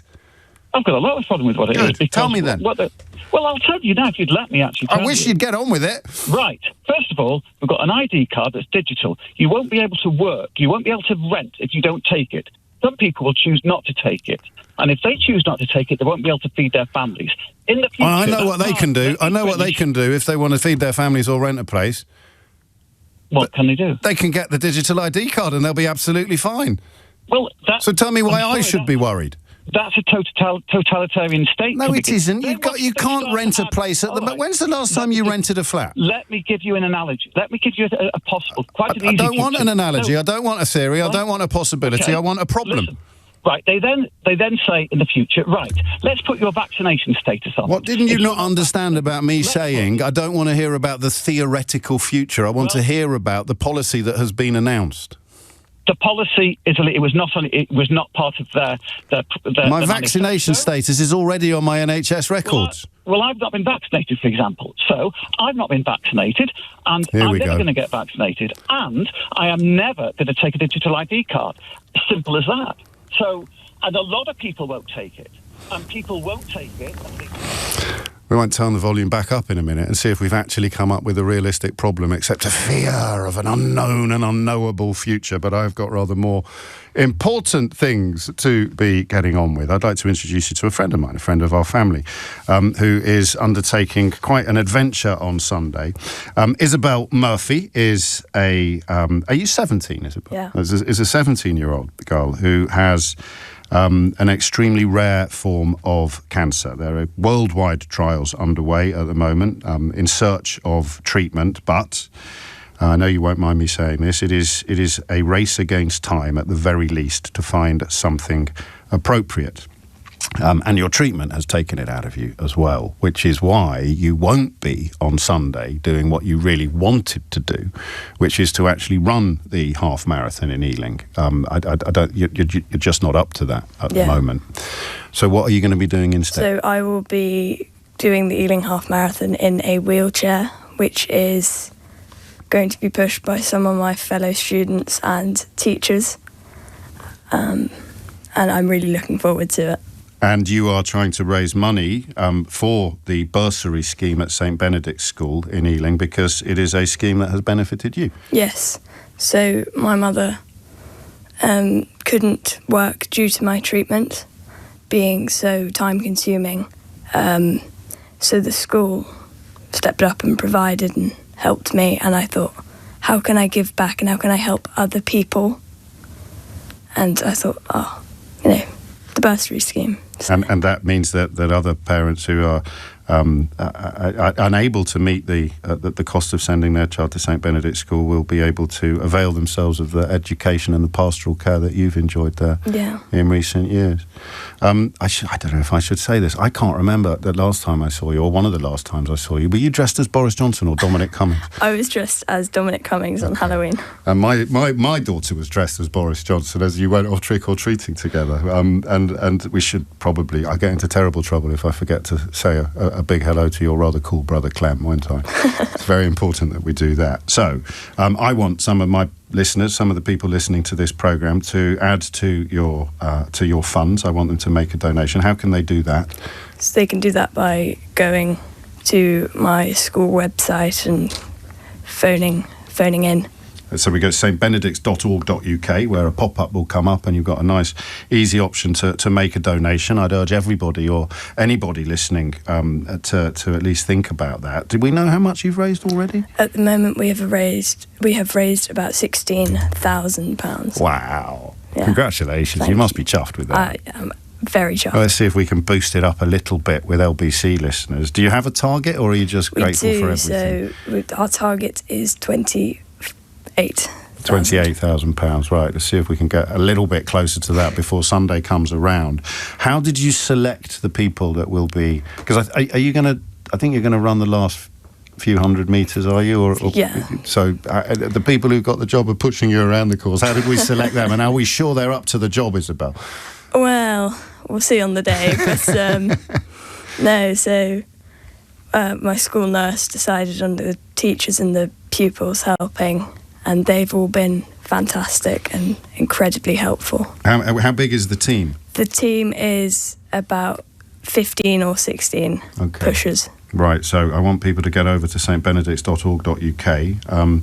But I've also been told that, since we arranged to see you today, the supplier of your sports wheelchair has dropped out. Yes, yeah. So, it will be a heck of a lot easier No, I mean, it's not going to make that much difference to you, I don't imagine. It'll probably just be a bit less bumpy, will it? In a lot more comfortable on my back where the radiotherapy targeted. So it is going to make a huge difference to you. So if anybody listening to this programme right now has got a sports wheelchair that they can get to us or get to Ealing by Sunday, then I'd really like you to get in touch with the programme, actually.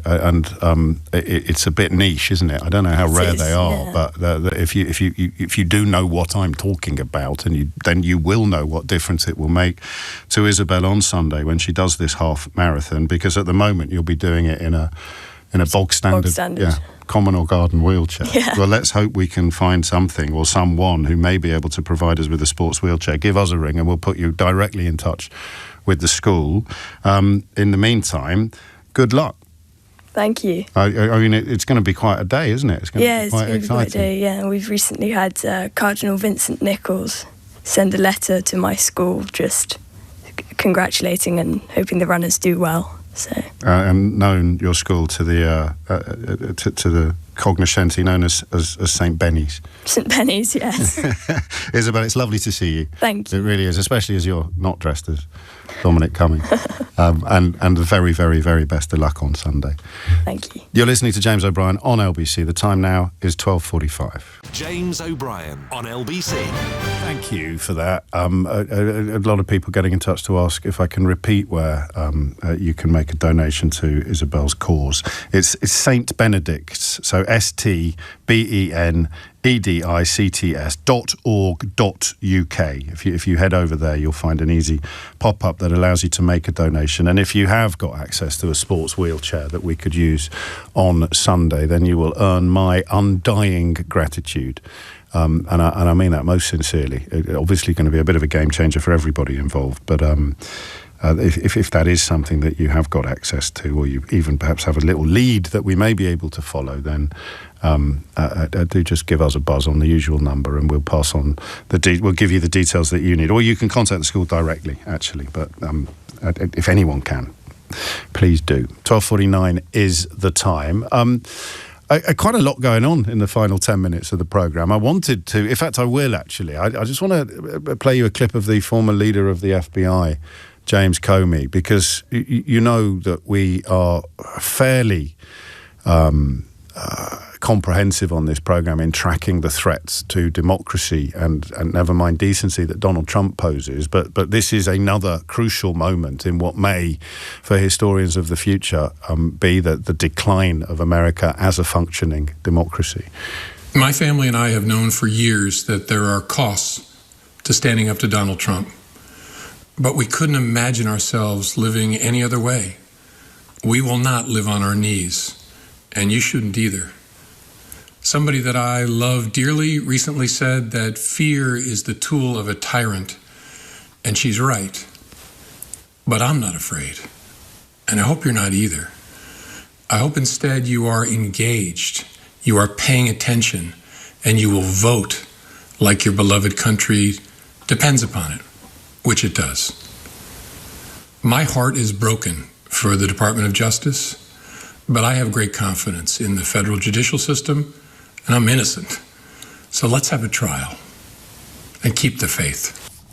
So Donald Trump's personal lawyer appointed to a public position and arriving miraculously at the decision to pursue the former head of the FBI. I mean, it's an incredible moment, this stuff. Is unfolding on an almost daily basis. It's quite difficult to keep up. 12:51 is the time. Back to the conversation about digital ID, the sense that it may be a solution in search of a problem, and the broader questions of Keir Starmer's attempts to slightly reset the conversation in this country about immigration and, crucially, race.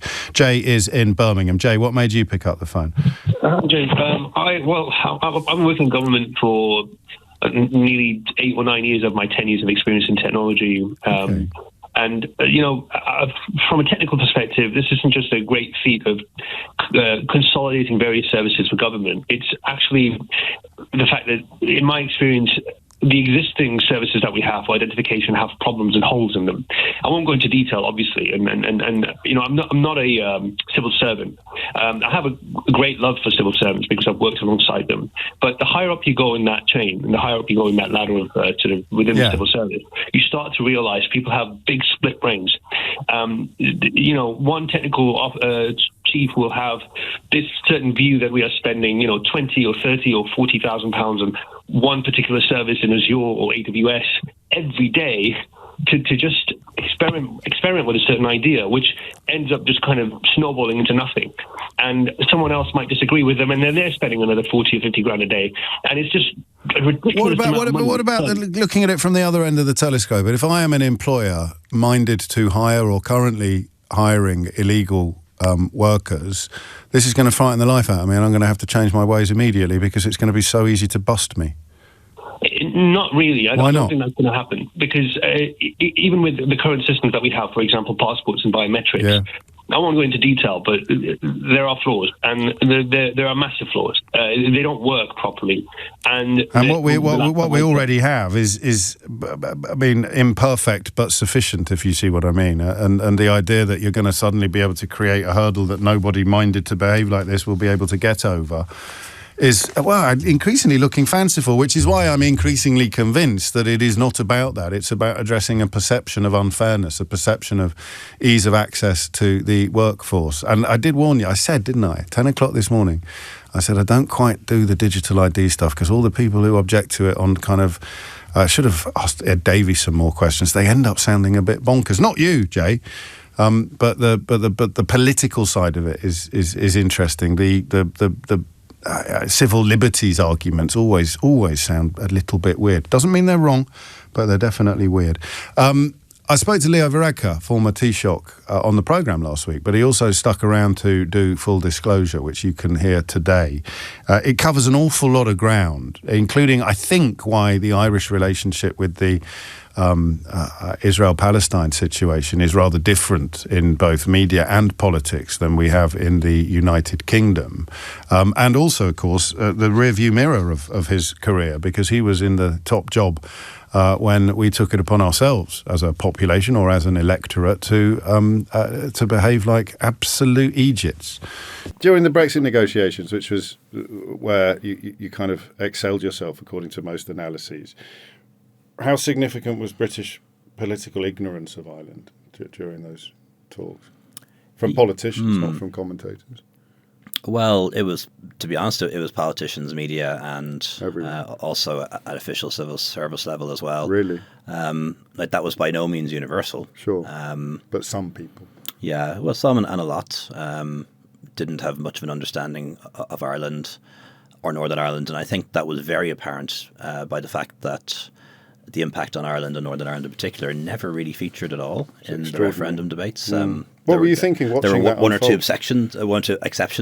Theresa May, who largely sat the campaign out, made a speech in Belfast. Early doors, and then stayed silent. Really. But that turned out to be quite prophetic in terms of the impact that it could have on Northern Ireland and the delicate piece there. Was it frustrating? Not so much when you sat down to do the negotiations, but knowing what extraordinary impact this would have on the island of Ireland, and also knowing that none of the people engaged in the debate on either side really seemed to either appreciate it or care. It was a bit. Ultimately, the decision to leave the European Union was a decision made by the British people for Britain, and that was just the stark reality of it. And the impact on Ireland wasn't the only thing that wasn't really thought through, unfortunately. Even the extent to which what it would really mean to be outside the single market. And there were people advocating Brexit who were promising that trade would remain seamless and that Britain could stay in the single market. So it was a little bit frustrating in that sense. But I know my history, and it's not necessarily something that's particularly new. That blasé approach to the island. Well, just a lack of awareness of Ireland and its politics, even where the border is. Yes. I remember an interesting kind of vox pop, and you have to be careful of vox pops because they can be taken out of context and twisted. But just asking people in Britain to point out where the border is, and as you know, as somebody who visits Ireland, the most northerly tip of Ireland is not in Northern Ireland. Yeah. I remember a call from a fellow who'd had a bit of building work done since the Good Friday Agreement had been signed, and it meant that his bathroom was in the south and the rest of his house was still in the north, and you sort of thought, how exactly are you going to reintroduce regulatory checks? It goes through villages, through farms, through houses. It's an artificial border. It's not even the provincial border of Ulster. It's an artificial border that was drawn in 1921 when people believed it would be temporary and would be changed by a boundary commission, and that didn't happen. Leo Varadkar, my guest on Full Disclosure this week, and given that I'm indulging my inner Irishman on an increasingly regular basis, we should hear the reaction of the Kneecap rapper Liam O'Haney, or Mahara as he is more popularly known, to the development earlier today at Woolwich Crown Court, where the Chief Magistrate threw out the entire case against him because the proceedings had been instituted unlawfully and they are now null. This entire process was never about me. Never about any threat to the public. Never about terrorism. A word used by your government to discredit people you oppress. It was always about Gaza. About what happens if you dare to speak up. As people from Ireland, we know oppression, colonialism, famine and genocide. We have suffered and still suffer under your empire. Your attempts to silence us have failed because we're right and you're wrong. We will not be silent. We said we would fight you in your court and we would win. Today we have. Not quite, but certainly the case is over. Just quick heads up, some people saying that they're struggling with that. When you go to the website for stbenedicts.org.uk, you're waiting for a pop-up to appear, at which point you can donate to Isabel's fundraising attempts on Sunday's half marathon. That is it from me for another day. If you missed any of today's show, you can listen back on Catch Up on Global Player and the LBC app. You can stay up to date on all the top stories and opinions. You can put your news categories in the order you want. You can pause live radio. You can rewind live radio. You can listen to a dizzying array of podcasts. So, what's stopping you? Download the official LBC app now for free from your app store. Coming up at 4 on LBC, it's Tom Swarbrick, but now it's time for Sheila Fogarty. James O'Brien on LBC.